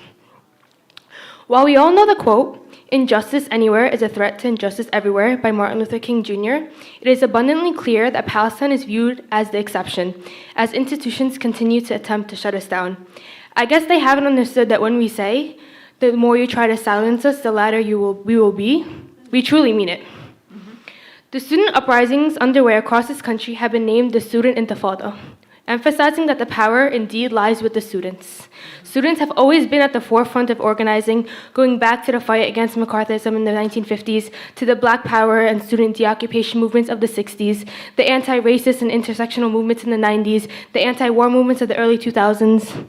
Palestinian solidarity organizing has been growing stronger throughout our campuses over the past decade and a half. Since October 7th, student organizing against the Zionist imperialist genocide has accelerated, culminating in Gaza solidarity encampments in multiple universities. Despite witnessing the repression against these encampments, CUNY students courageously decided to launch their own encampment last week, on April 25th. On Tuesday, April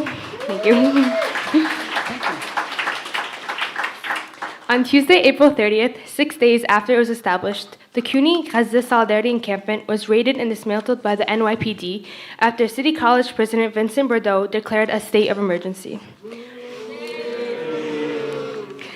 The president failed to consult with the student body presidents before making this decision, in violation of CUNY Manual of General Policy 7.071. This decision by the president to invite the NYPD, including the notoriously violent Special Response Group, the SRG, which is dedicated to policing protests and counterterrorism. This allowed them to enter the campus and brutalize students, alumni, faculty, and staff, as well as members of the broader CUNY community. 157 people were arrested, with several held for over 36 hours in violation of the court ruling, which requires detainees to be arraigned within 24 hours of arrest. Some of those arrested are facing trumped-up felony charges of burglary, based on the lie that CUNY community members entering into a CUNY administrative building constitutes a break-in. Many students and faculty also face the possibility of further retaliation from the administration. Recent statements by the Chancellor Meadows and Mayor Eric Adams are a reminder of the broader political context in which this is unfolding. A resurgent McCarthyism that is targeting the student movement in particular for its principled political opposition to the genocide and successful organizing in solidarity with Palestinian resistance and liberation. This position is rooted in a rich tradition of anti-war activism and radical campus organizing in solidarity with all oppressed peoples. Heavy on the all. The violent raids we have seen across New York in recent days, including at Columbia, the New School, NYU, SUNY Purchase, as well across the country, show us that our administrations and our government officials are more concerned with protecting capitalist imperialist interests than the safety and well-being of our students and workers. These administrations are therefore illegitimate. Heavy on the illegitimate.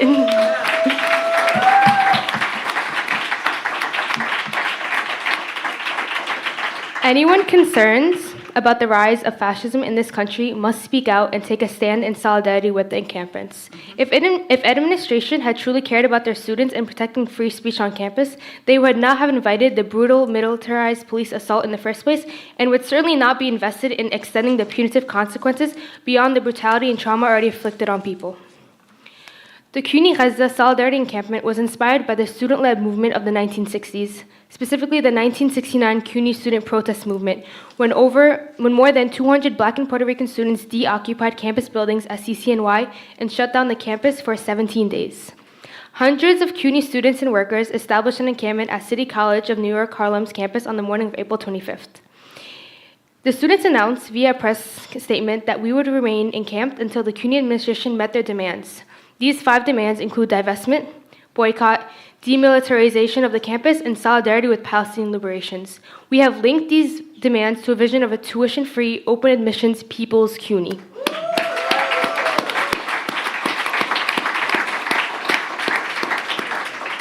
In addition to this, we have demanded an end to the retaliation against CUNY students and workers speaking out against the Zionist entities' genocide of the Palestinian people. The encampment was a peaceful, liberating zone. CUNY community members from all generations, including students and elders and many children, came together in the encampment to collectively plan for a world free of oppression. Encampment activities include daily people's assemblies, live music, art builds, poetry readings, children's craft workshops, and political education on topics ranging from the history of the Puerto Rican and Black liberation struggles to the Filipino people's movements against the fascist state repression, U.S. imperialism, the history of the Palestinian liberation movement, and more. The students established a food pantry open to all Harlem community members after the institution shut down the current food pantry because they blamed it on us. We also established a medical tent, a people's name library named after Rafat al-Arir, the prominent Palestinian professor and writer who was martyred by Zionist forces in Gaza last December. The ultimate aim of the encampment was to press the administration to adopt the 5 demands. Along the way, we created a beautiful community based on collective care, solidarity, and we shared anti-colonial, anti-racist, anti-imperialist principles.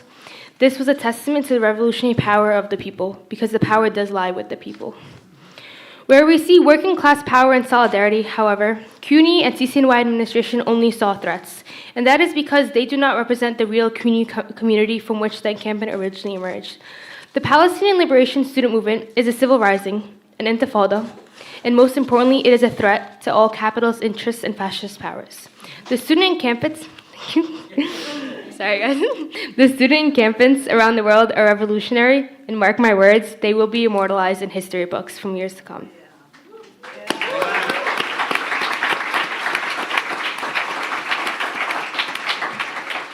Similar to the motivations driving the 1969 deoccupation, these students took actions that they knew could result in serious legal consequences because they believed strongly in their aim for fighting for justice for the Palestinian people and for all people facing oppression due to U.S. imperialism, settler colonialism, capitalism, and white supremacy.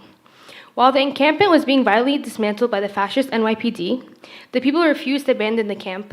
This decision, inspired by the incredible steadfastness of the Palestinian people, who faced far greater violence than we did in that moment, and yet who have, for over 75 years, refused to concede anything to that violence and to its agent.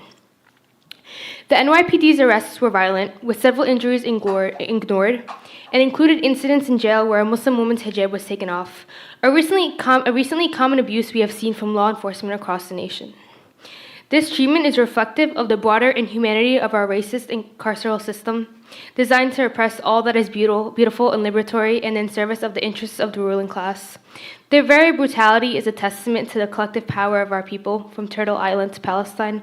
It's not for nothing that we defiantly shout NYPD, KKK, IOF, they're all the same, in the faces of these fascist pigs. We declare enough is enough. We will not sit by idly as the forces of fascism invade our campuses and turn them into something unrecognizable to the majority of CUNY community members, the CUNY community members who are committed to principles of justice and equality. We demand our university lives up to its claim to be the people's university. A people's university must stand in solidarity with all oppressed people, from the working class communities within which it is embedded, to the Palestinians resisting the ongoing imperialist Zionist genocide. We proudly stand in solidarity with the members of our community who organized and participated in the Gaza Solidarity Encampment. And to all the brave CUNY students and all students who are approaching finals, seasons, graduation, and the semester, we just want to make sure we all know this is not over. This summer brings a wonderful opportunity for us to continue the struggle for the 5 demands. While encampments can be sweat, resolves cannot be broken, we will come back again and again until the demands are met. CUNY must meet our 5 demands. All these universities must meet our demands. We will disclose, we will divest, we will not stop, we will not rest. Thank you.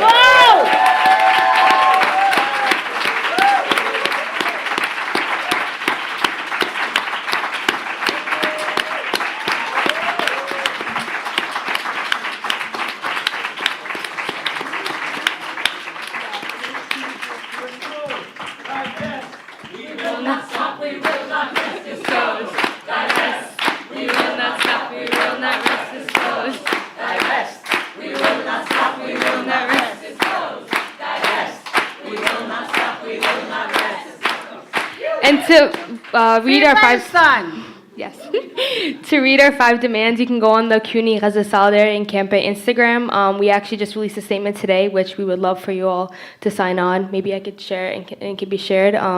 While these statements, you may swipe past them, but we need as many signatures as we can get right now. Thank you all.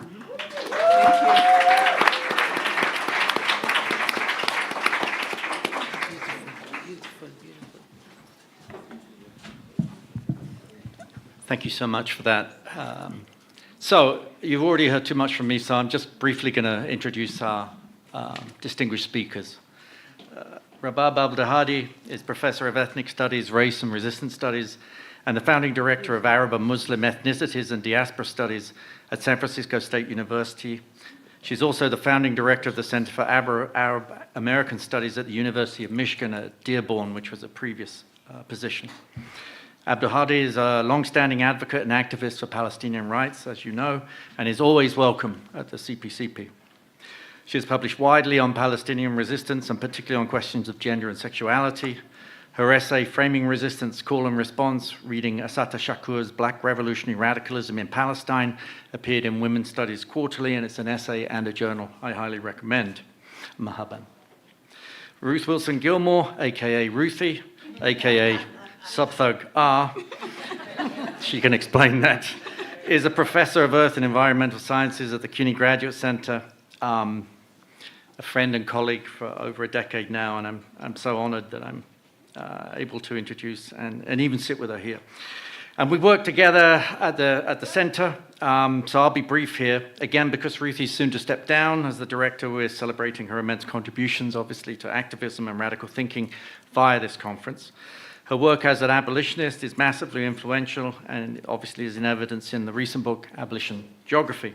And her critiques of the carceral state and racial capitalism represent, to me and many others, not just groundbreaking research, but a radical activist horizon of freedom and hope. Among her many awards is the Freedom Scholar Award of 2022.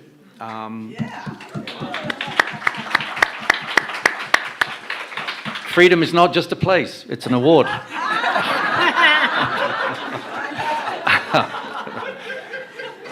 Let me just mention, though, Ruthie and I also share,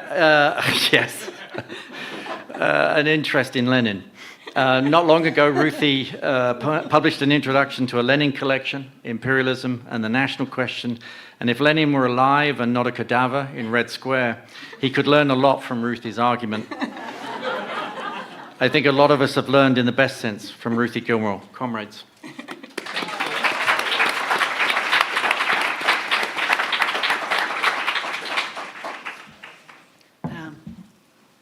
Thank you.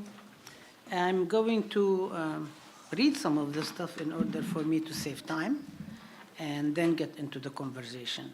So first, I begin by acknowledging that in addition to convening on the land of the uprooted and displaced Lenape people and over mass graves of kidnapped and enslaved people and the many people who have violently been treated here in New York City and around the country, I want to acknowledge that my own university campus, San Francisco State University, sits on the stolen, unceded indigenous land of Ramaytush Ohlone people who continue to live and experience continued acts of displacement.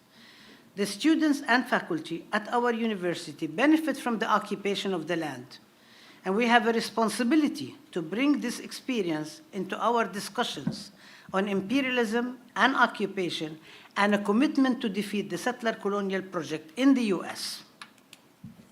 I make this acknowledgement as an indigenous Palestinian, Arab, Muslim woman of color, feminist and activist, whose land is colonized by Israeli settler colonialism, and where it is essential for anyone who comes to visit or live to express solidarity and as comrades in arms on the indigenous land of Palestine, all of Palestine, to not only acknowledge whose land it is, but no matter how short or long they stay, and no matter how good or noble their intentions are, their presence must be validated by the indigenous people of the land if they do not wish to be defined as settlers. This is not an empty acknowledgement or a cliche. It's really a call to arms, to dismantle settler colonialism, racism, capitalism, and the fascist state everywhere.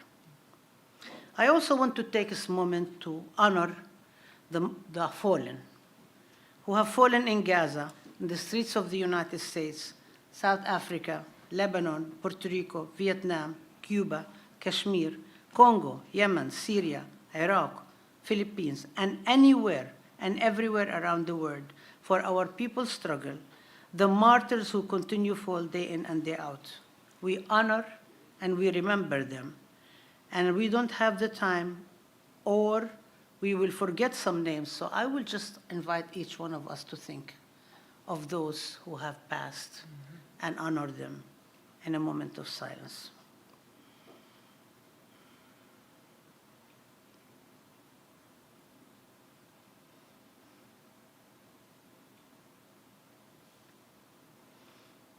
Thank you.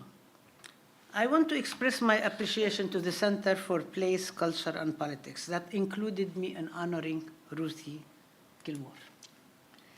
I have a lot to say more about the center, but I really want to express also my gratitude to the People's Forum that's hosting us today, that has been co-leading the movement for liberation in Palestine and enacting what providing a space and place for intellectual, pedagogical, and organizing really means.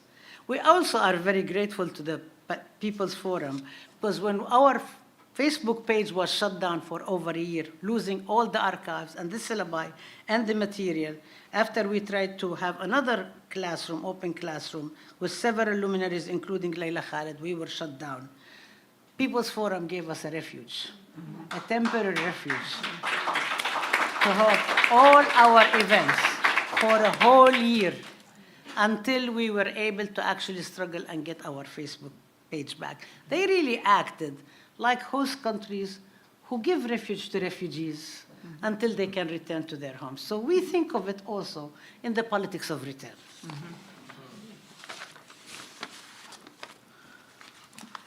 This conversation here that I was so honored to be invited to speak about, to talk with Ruthie, to honor her, celebrate your impactful work that I think a new stage is beginning, right? Could not be more appropriate, more urgent, and more relevant. And my proposal to Mary and Peter and the organizing committee, I suggested to focus on three things. One is some of my most memorable interactions with Ruthie for over 35 years. That transformed, I'm not going to go over every single detail. I will mention some of them. They transformed our relationship from academic or activist colleagues to comrades in arms, when we haven't even seen each other for years and years. And sometimes we don't see eye to eye, as happened in the seminar, which is okay. I would like to focus on the matter of the abolition and as activism, resistance, and revolution in Ruthie's work and the work of the center, and how it connects to the current moment in Palestine. So let me start with some of the memories. First time I met Ruthie Gilmore was in 1990. Ruthie, by the way, people think that we only started delegations to Palestine. No. Like everybody thinks Black Palestinian Solidarity started after Trayvon Martin in 2012. It's really nice to have perspective on history.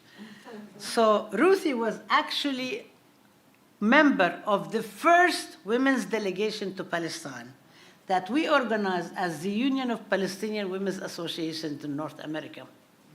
We had asked our comrade, who was actually very much involved with us, the late Barbara Harlow, may she rest in power, and she was always organizing with us, publishing, translating Ghassan Kanafani, putting things in our newsletter and so on, that we wanted to organize a delegation. And of course, Ruthie, top of the list. And there were several of you.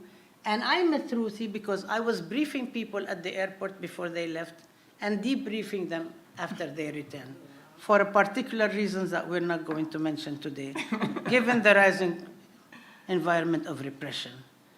And I would like to ask you a little bit about speaking about that. Like, next time, I think we came together, it was after 9/11/2001.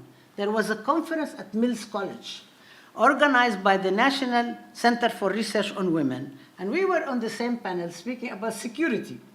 And we were wondering, why are we invited to speak about security? I mean, we have very big problems with this whole thing that was going on with the securitized industries, with the arrests, with the profiling, and so on. And actually, we also walked out when Feminist Majority was invited to speak. And Eleanor Smeal got up and said, we were very proud of what we did in Afghanistan. So many of us, majority of the room, walked out. And it was a actually very, very interesting discussion. And I don't think a lot of people got it in the audience. Some people did, some people didn't. Then 2005 comes in, and a colleague of mine and I, we were organizing 50 years of Bandung, We call it the Spirit of Bandung. Adnan Hussein from NYU, and he's now at Queen's University. And we invited Barbara and Ruthie. You couldn't make it because we were going to Amman. We were organizing something in Amman and so on. And we were trying to do a special issue of the social text. It didn't work out. That's another part of the history that you will read about whenever I'll be able to write that book.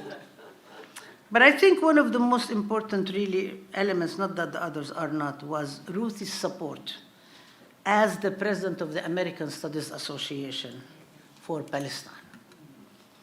There was a lot of movement in ASA, but this was the first time in the history of the American Studies Association that ASA, in material terms, not only in language, sponsored and paid to have a panel on Palestine, on Arab revolutions in 2011. Mm-hmm. Ruthie approved it, approved the budget. If you go to San Francisco State website now, they actually said they've received a grant from American Studies Association. They don't say how it happened, what's going on, what was the purpose. American Studies Association just decided to make a donation to San Francisco. Okay. But it was also at the same time when you gave your amazing speech about your narrative and about your history. And I remember you putting up images and speaking about your family. And it was really beautiful because you were bringing in your own personal experience with the collective struggle of a people in your and in past generations. And it was really amazing. And by the way, I didn't really know that you went to Yale, because it's also one of the things that I'm in denial of. So it was like, whoa, you know. And also, this was also about whether we actually should get PhDs or not. I mean, this was the whole question. Do we want to go and get education or not, or we get the education? I also remember the panels that you organized on the 30th anniversary of Stuart Hall's managing the crisis. Policing the crisis, right? And when you were saying that you were accosting him from one place to the other, and Paul Gilroy, why Paul Gilroy? Okay, slip of the tongue. Okay, he was one of the students. But Stuart Hall was a very, very big advocate for Palestinian rights, way before anybody else did, and actually was very distinguished in the British critical cultural studies for being that, and always spoke up, and didn't always get the acknowledgement that he needed.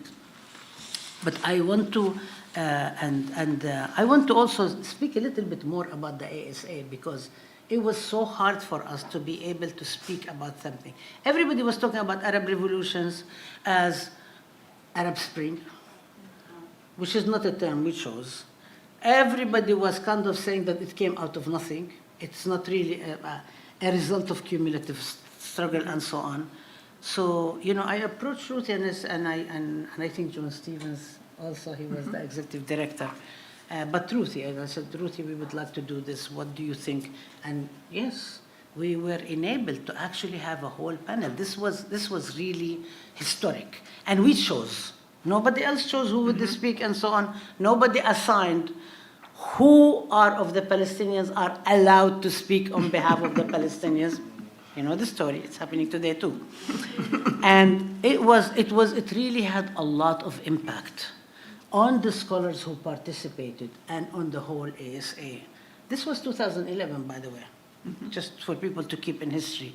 And then I invited you to speak at a panel I organized at CASAR, at the Center for American Research and Studies at the American University in Beirut in 2012, when Alex Lubin was the director. The center is pretty much over now. Yeah. And so we went and we had this, but also one of the things, aside from the conference itself, are the tours that were, or detour, as our colleagues, comrades in Hawaii say, detour, because they don't want to talk about tourism, solidarity or otherwise. And we went to Khiam, we visited the prison, very relevant, where Palestinians and Lebanese were held in the south of Lebanon by the South Lebanese Army and the Israeli occupation, which has been bombed many times before. We actually visited Mlita, which was a place where resistance had tunnels, set up tunnels. And for many times, for many, many years, and I'm only mentioning it now, we don't want to theorize about it, don't want to speak about it, because we couldn't talk about the tunnels then, and we can't talk about the tunnels now without actually endangering ourselves and our communities. We could speak about Ho Chi Minh tunnels in Vietnam. We could speak about other tunnels because this was a long time ago. It's supposed to be ancient history.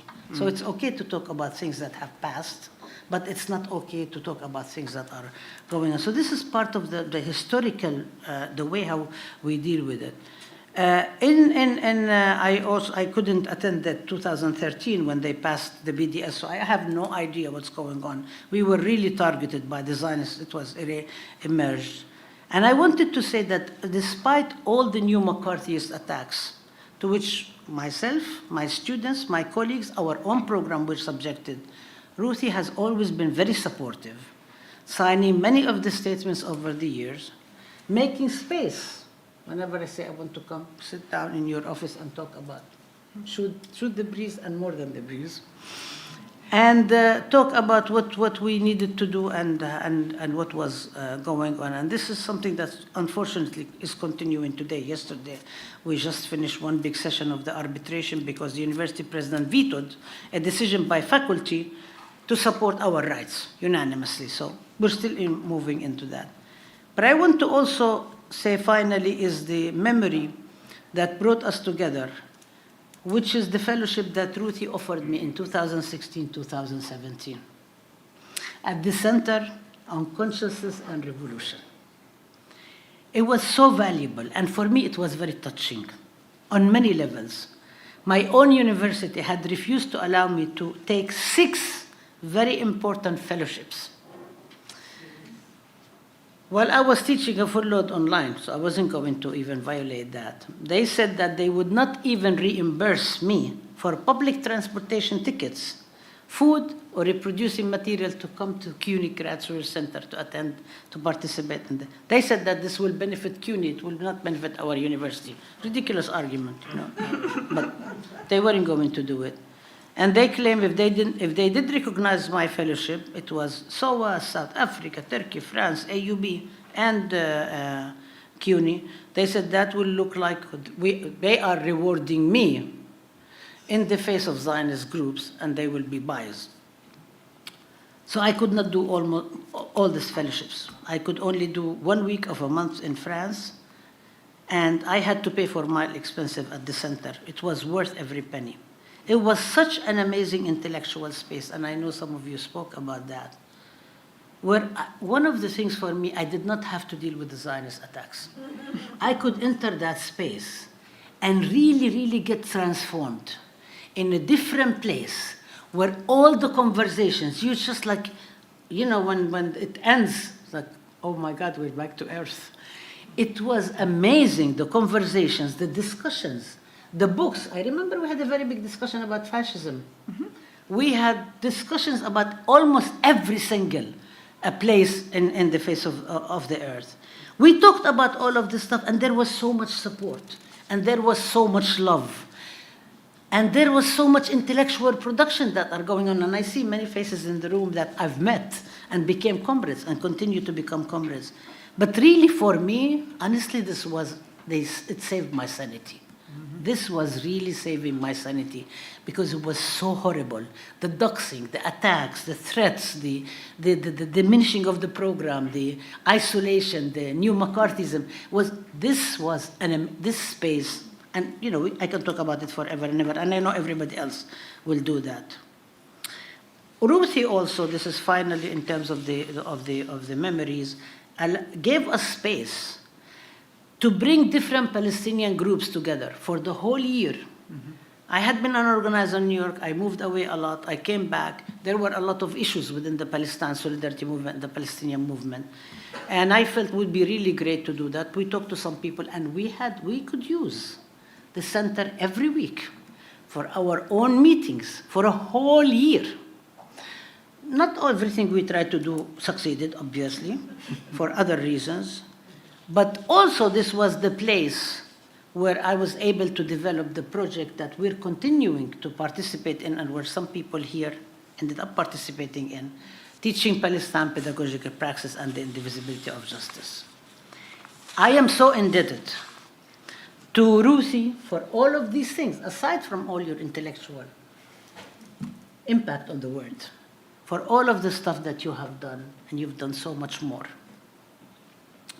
I want to now move to, I don't know if we want to stop, maybe you want to reflect on these, and then, yeah. Yeah. So I can take a break. Yeah. I will reflect. I'll try to be brief, but I'm not good at being brief. But thank you, Comrade Rabab. Thank you. And all of the comrades who have spoken thus far, everybody who is in the room, those who will speak tomorrow, and those who have carried the energy of abolition, which is emancipation in rehearsal, through the center, not to the center or from it, but through it. And we've built, developed, increased it in the center, and I'm very happy about that. I want to say just a few words about some of Rabab's memories. I will never forget the first time we met. It was so that I could have a conversation with Rabab to debrief my detour to the West Bank and Gaza. We stayed, this was March 1990, we stayed in East Jerusalem, which in 1990 was entirely different to what it is today, at the Holy Land Hotel, of course.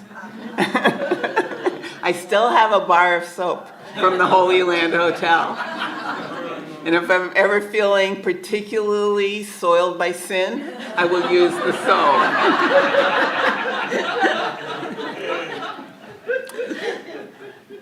And I recall so intently meeting you. We were going to go for coffee here in Manhattan somewhere.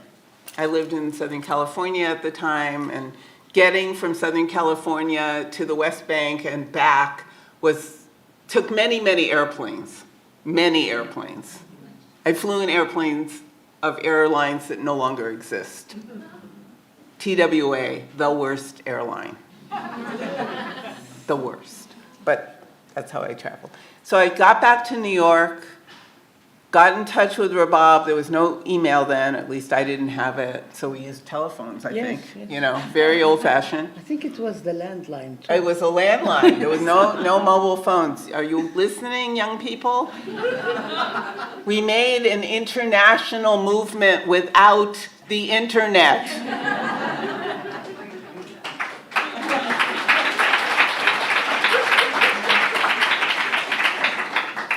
And we met over near the UN on the street and started talking, and we were going to go have coffee. We stood on the sidewalk and talked for hours. We just couldn't stop talking. We never made it to the cafe, as I recall. We just talked and talked and talked. And that encounter, meeting you, becoming comrades with you, was part of my ongoing, perpetual transformation. Like, I'm not like this finished thing that then dispenses wisdom, or facts. A couple of other things I'd like to mention or reflect on. One is the meeting that we had in Beirut in 2012 at the Center for American Studies and Research, which was a completely different thing. It still exists, but it's altogether not what it was. Yeah. And as Comrade Rabab was sharing, we did detours around Beirut to many places, including two resting places of martyrs. Yeah. One in Sabra and Shatila. it always catches in my throat. The martyrs. That's the second one. the It was martyrs. Sabra, the one was in Sabra and Shatila, and we stood there and felt and thought. But the other was at the ancient cemetery. And we put ourselves in taxis to go from wherever we were to the cemetery of the martyrs. And Craig and I were with another comrade, and not one of us spoke a word of Arabic. We were in a taxi, and the driver thought he knew where we wanted to go because Rabab or somebody else had instructed him where we wanted to go. But we were driving and driving and driving, and finally we had to stop because the cemetery there is like really vast. I mean, vast, vast, vast. And we'd stop and talk to people, and a couple of us had some okay French, so we could say in French what we were looking for. And eventually, one of the stewards of the cemetery said, "Oh, the martyrs." And he sent us to where like these crusaders were buried. Wrong martyrs. And eventually, we finally found the rest of our comrades at the proper place where so many people whose actions and words continue to shape the struggle are at rest, but not restfully at rest, I don't think. Like Hassan Kanafani. Yes, like Hassan Stopped at his. Kanafani. And I want to say one other thing, and that is in acknowledgement of our comrade who spoke on behalf of the encampments and the students and that movement. First of all, thank you so much for your words.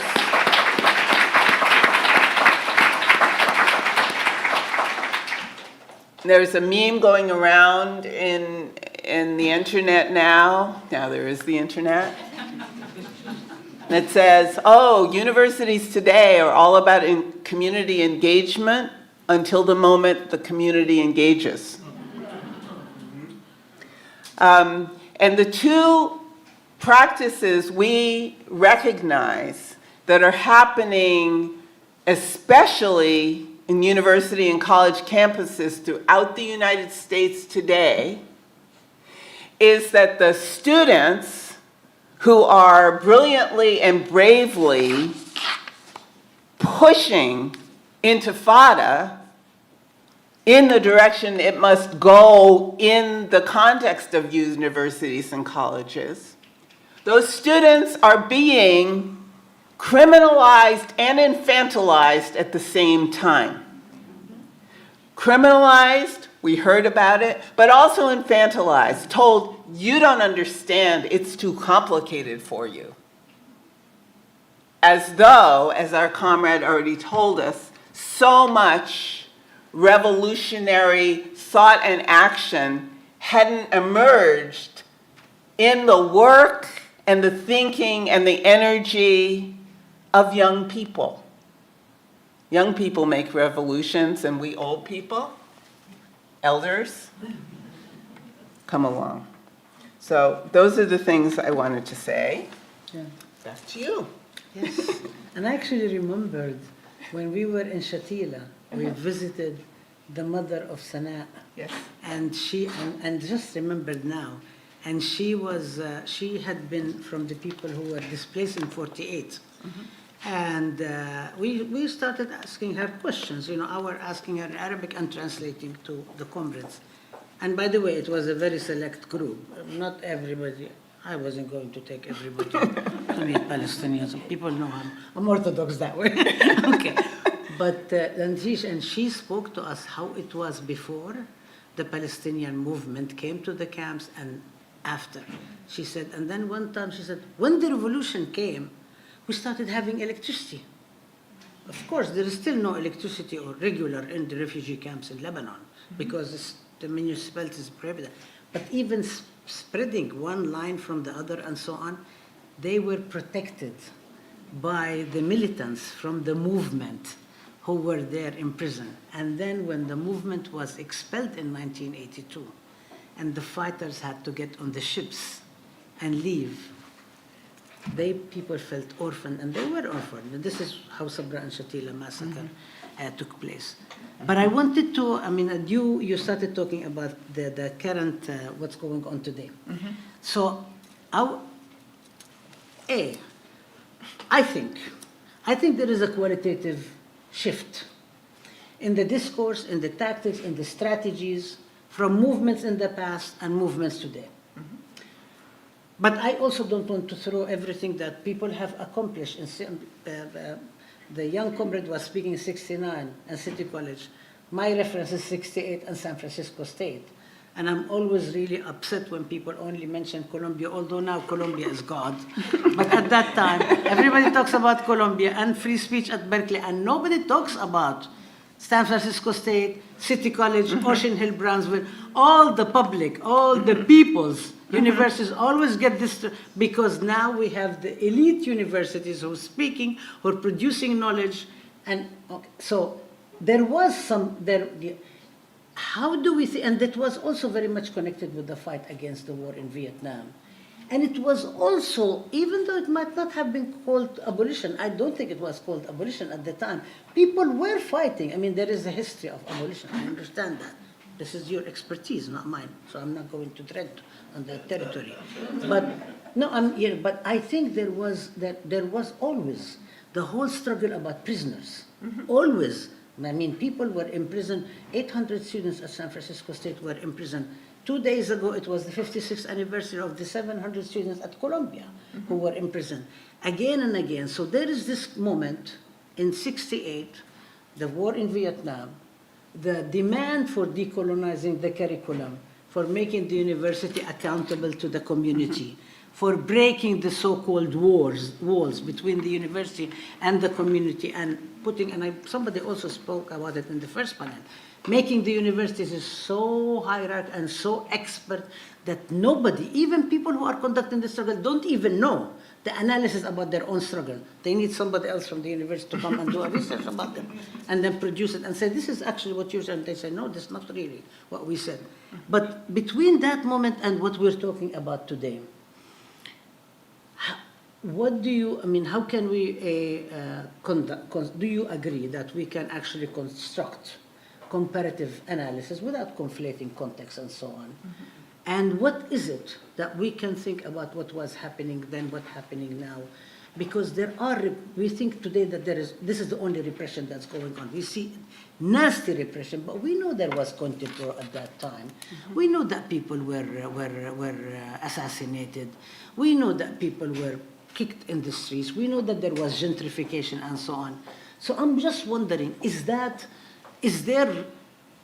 difference really, we can talk about specific differences and so on. I mean, of course there are, but substantive.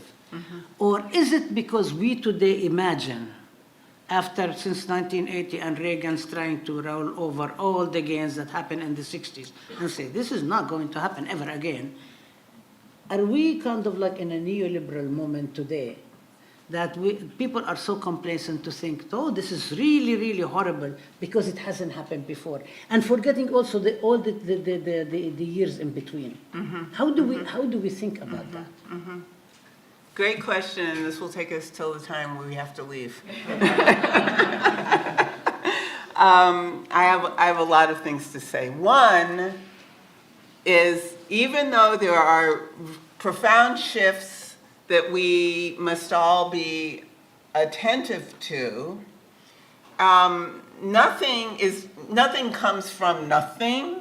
Everything has precedents, not necessarily precedents that can be compared as this object of facts and this object of facts, compare and contrast, but rather precedent as in this series of energetic interactions produce these kinds of outcomes, which then organized reality in such a way that certain kinds of people pursuing certain kinds of goals had advantages, and that means that others were forced, compelled, or inspired to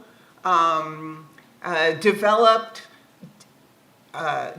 or refresh certain kinds of oppositional activity or develop it again. I mean, this to me is, I mean, I'm a Marxist. This is how history works. I am a Marxist, by the way. Anybody in this room? Really?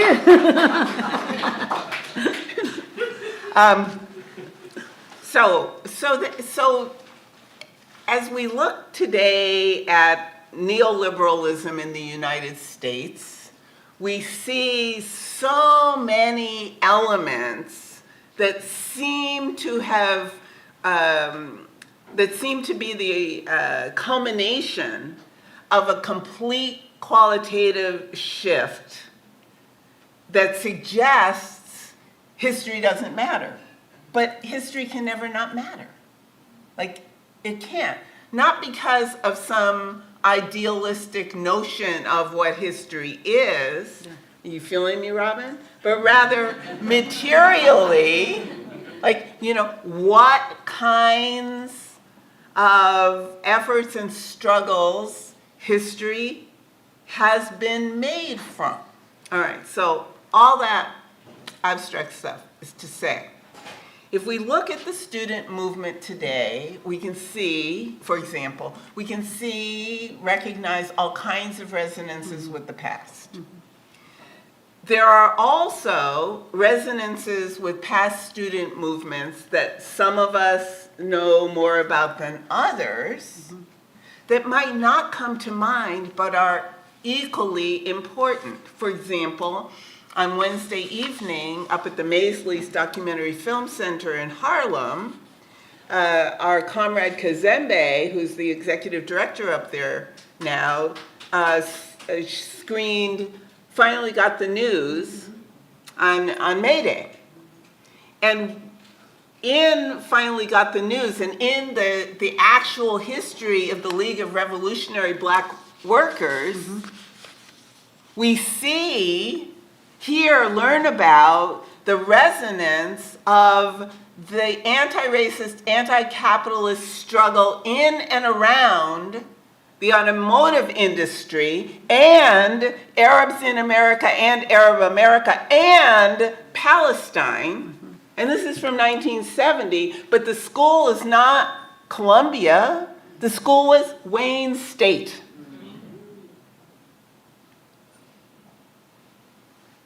So there are resonances. We know that the free speech movement didn't start with Mario Savio, may he rest in peace.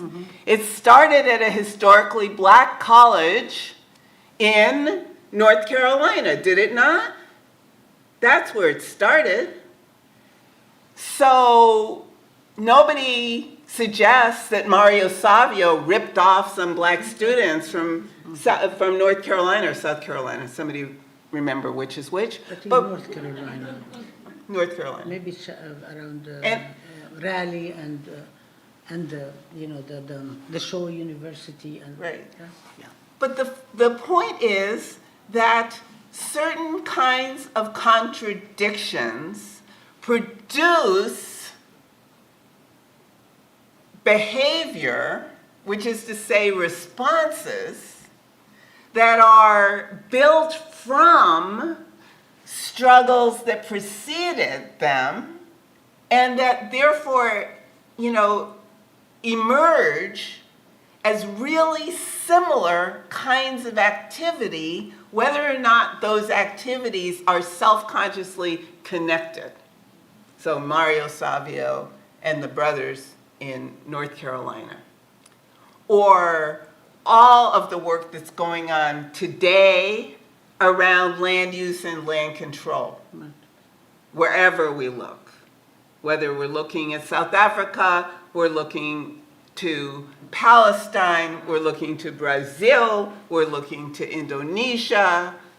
These things are all connected, and whether or not people talk to each other about it, we can, as political analysts, notice similarities and then ask ourselves whether the energy that's concentrating in these places, A, arises from the same kinds of conflicts, and B, might be connectable. And my view is, abolition gives us an opportunity to think the connections, not coalitions, the connections among all of these struggles, and to consider then where solidarity in the current conjuncture can emerge. And solidarity emerged before, Bandung, Bandung, Bandung, and all of the movements before. Solidarity must emerge again. Lenin and Baku. Hey, Yeah. hey. Lenin's my main man, as you know. Can I have one more last question? Yeah. So, I mean, we're talking about abolition, and there is rising. The country has the largest number of prisoners in the world, and now we have the number of Palestinian prisoners has more than doubled. Before October 7 and after October 7, we do not know how many prisoners in Gaza. We know that all the things that have happened and so on. So I'm wondering about two issues. How do we connect? I mean, I know in critical resistance and many places being connected, but it's also, there is like a lot of focus today on the campuses, and also I just say there's not just campuses, because with campuses without community support wouldn't work. So if people want to idealize the campuses by themselves, again, they're infantilizing personally things, or celebrating only young people who are just waking up. But how do we do that, and how do we teach about it? How do we produce knowledge about it? How do we think about this for this, let's say, the next stage for the Center for Place, Culture, and Politics? How do we think, how do we do it in the face of fascism? I mean, we're here, so how do we do that? We are here. We are here. Well, how? David's going to say, yeah, but why? How and why? These are mutually constitutive questions, the how questions and the why questions. So how do we do it? One of the approaches that I have been working through for years that constantly changes. There's no point in having an idea if the idea doesn't change. Like in its use. And that has been to think about the twinned forces of organized abandonment and organized violence. The concept of organized abandonment I got from two guys. One of them is David Harvey, who writes about it for like 2 sentences on page 397 of The Limits to Capital. You did. And I wrote it in my notebook when I read Limits to Capital 30 some odd years ago, and started using it shortly thereafter. But I had heard it actually before that. I heard it in a lecture that the not-for-profit management guru Peter Drucker gave many years earlier in Claremont.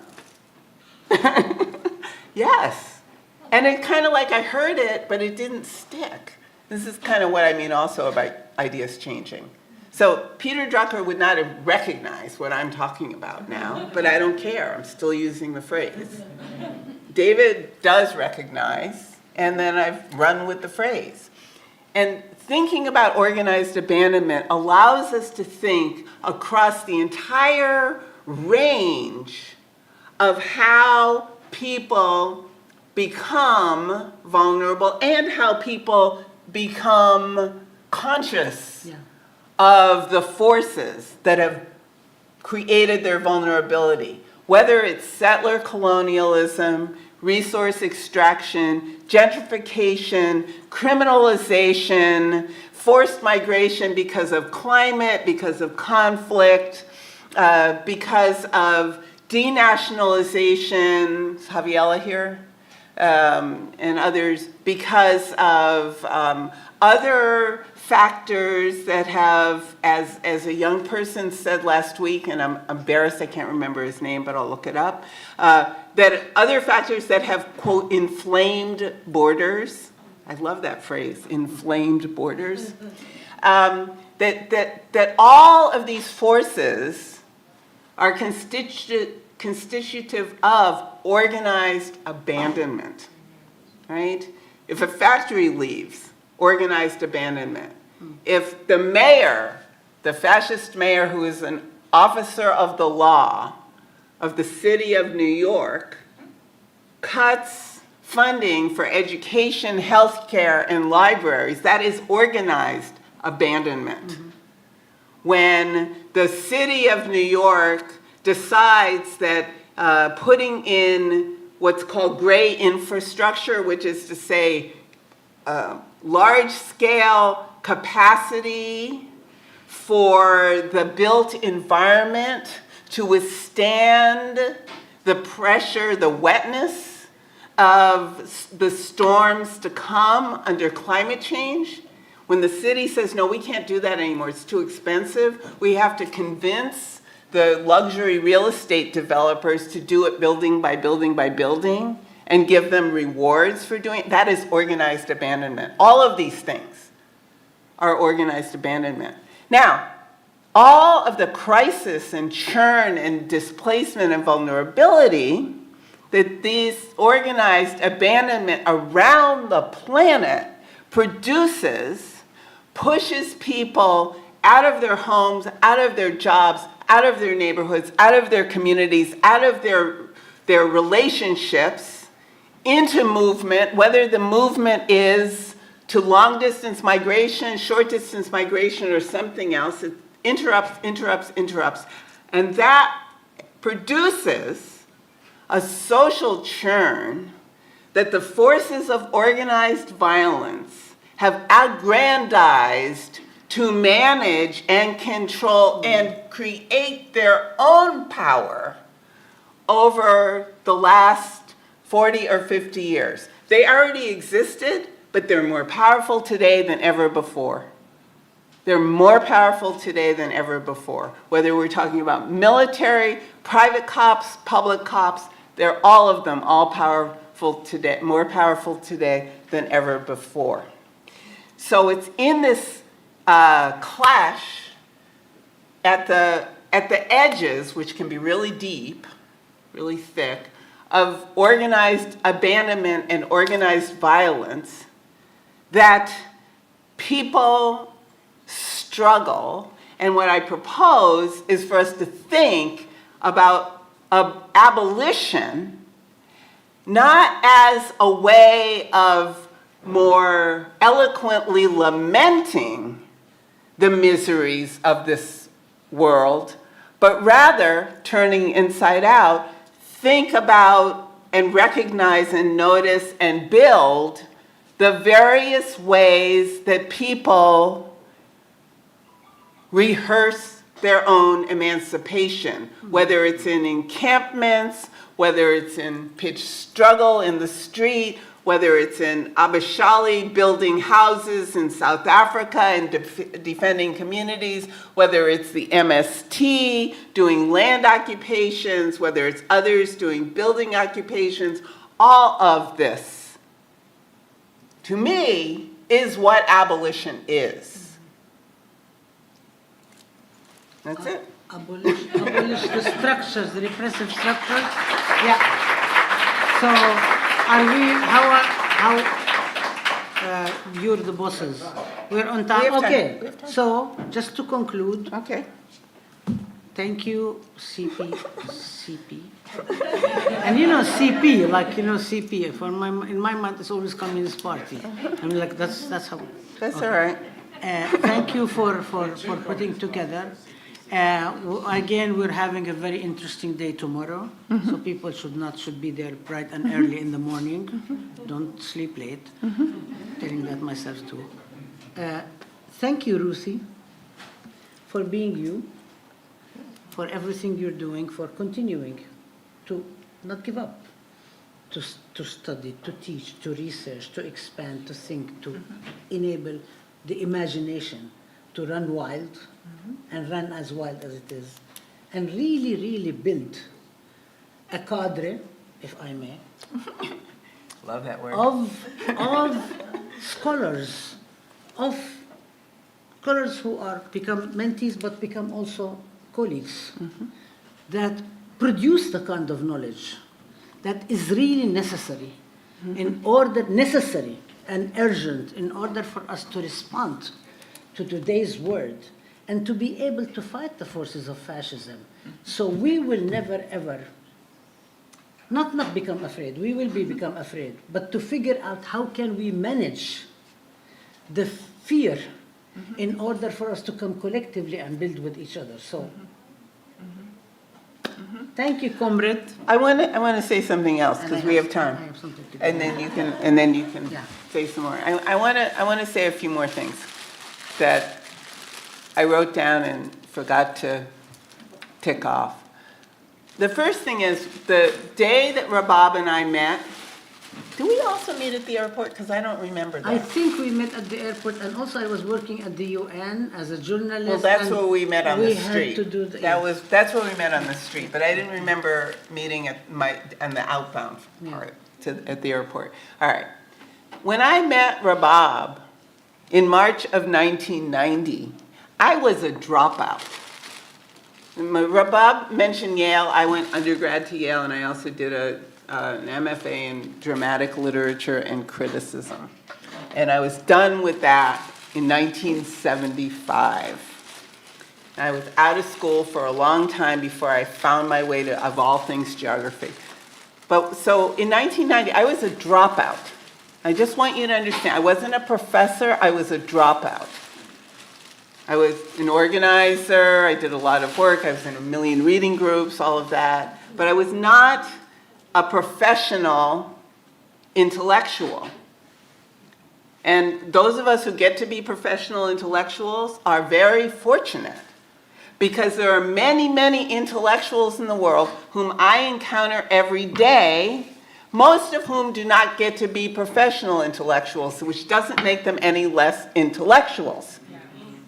So when I was in South Africa, for example, a few weeks ago, doing political schools with comrades in KwaZulu-Natal, outside of Durban, not in Durban, and also in Gauteng and Johannesburg.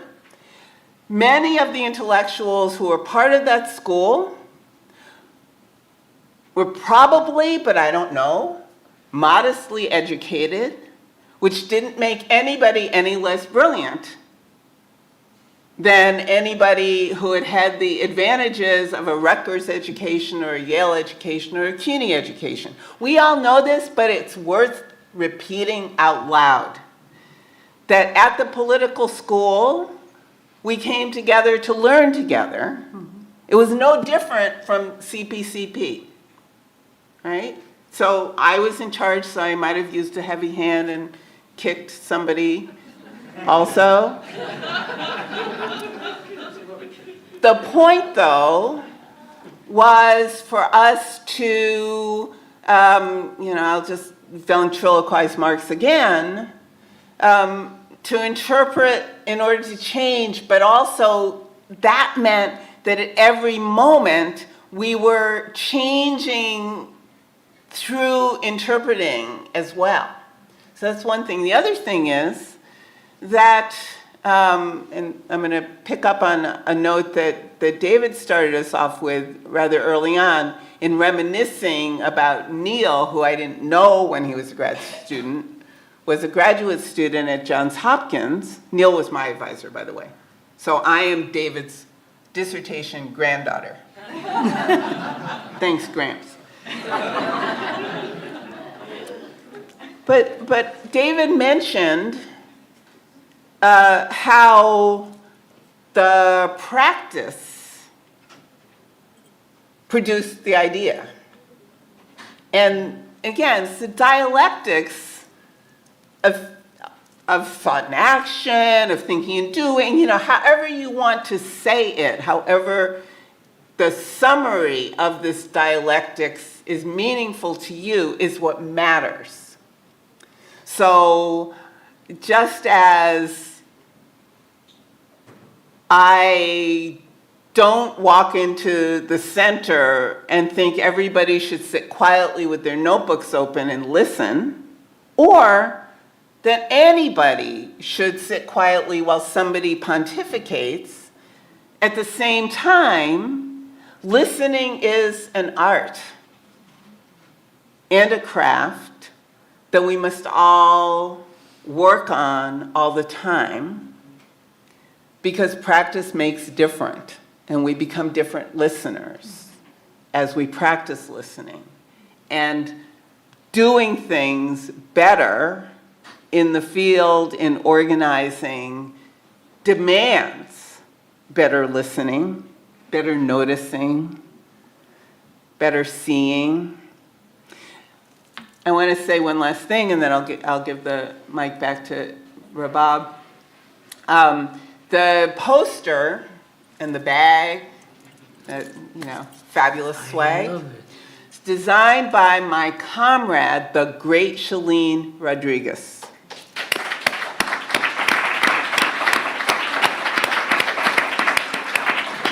And Shalene Rodriguez, who couldn't be here with us tonight and tomorrow because she's off doing something else, is somebody who has been in solidarity with Palestine, in solidarity with people, including herself, fighting police brutality, in solidarity with and active in the Puerto Rican liberation movement, in solidarity with so many struggles that all of them, I would say, that matter. Shalene is also a brilliant artist. She makes the most incredible art. And I'm really grateful that my old dear buddy, Howard Singerman, who's here, introduced me to Shalene some years ago. And Shalene and I teach together sometimes. She's an artist, I'm a geographer, and we have the thrill working together and working with our students, or a few people here who've taken our courses, to put together the demands that making art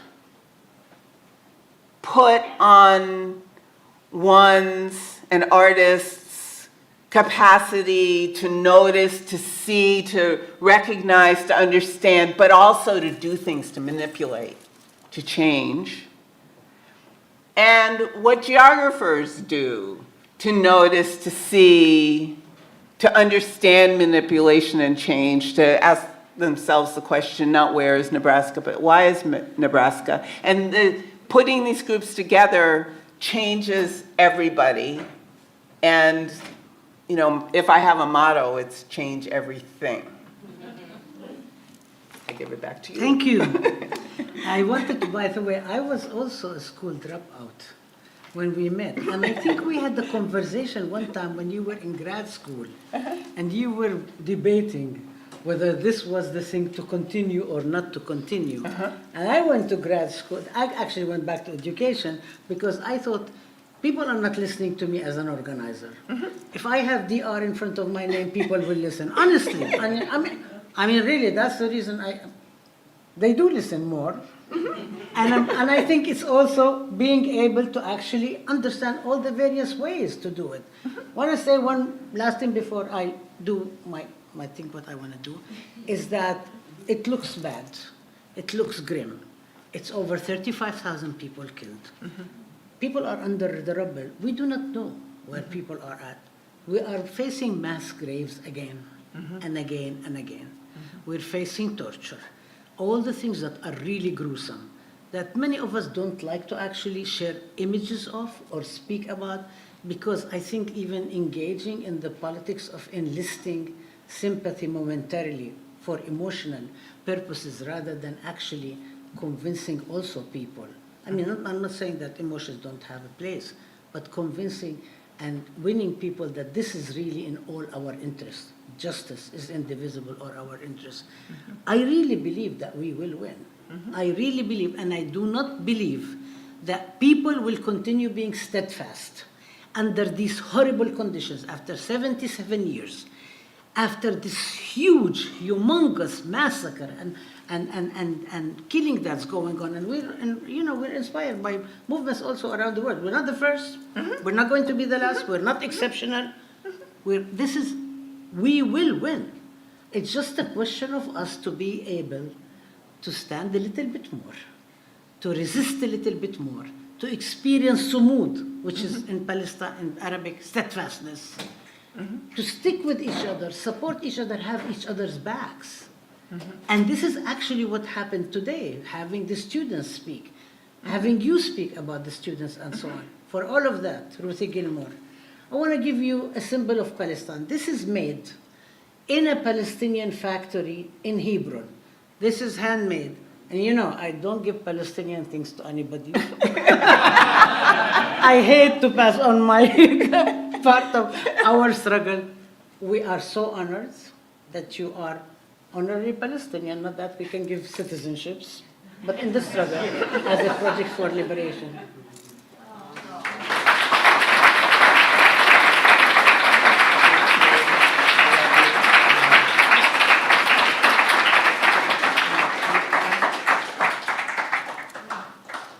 And now I am warm enough. Thank you all. Thank you, thank you, thank you.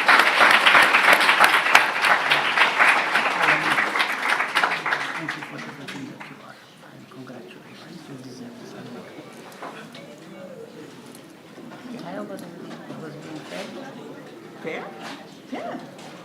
You reminded me of some things, by the way. The Geographic Association in San Francisco. There was so much stuff. The conversation we had in the office.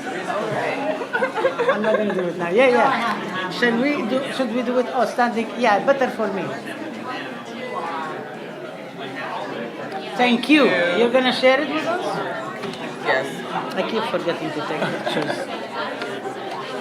No, really, I mean, this is really, it's just amazing. I'm so glad.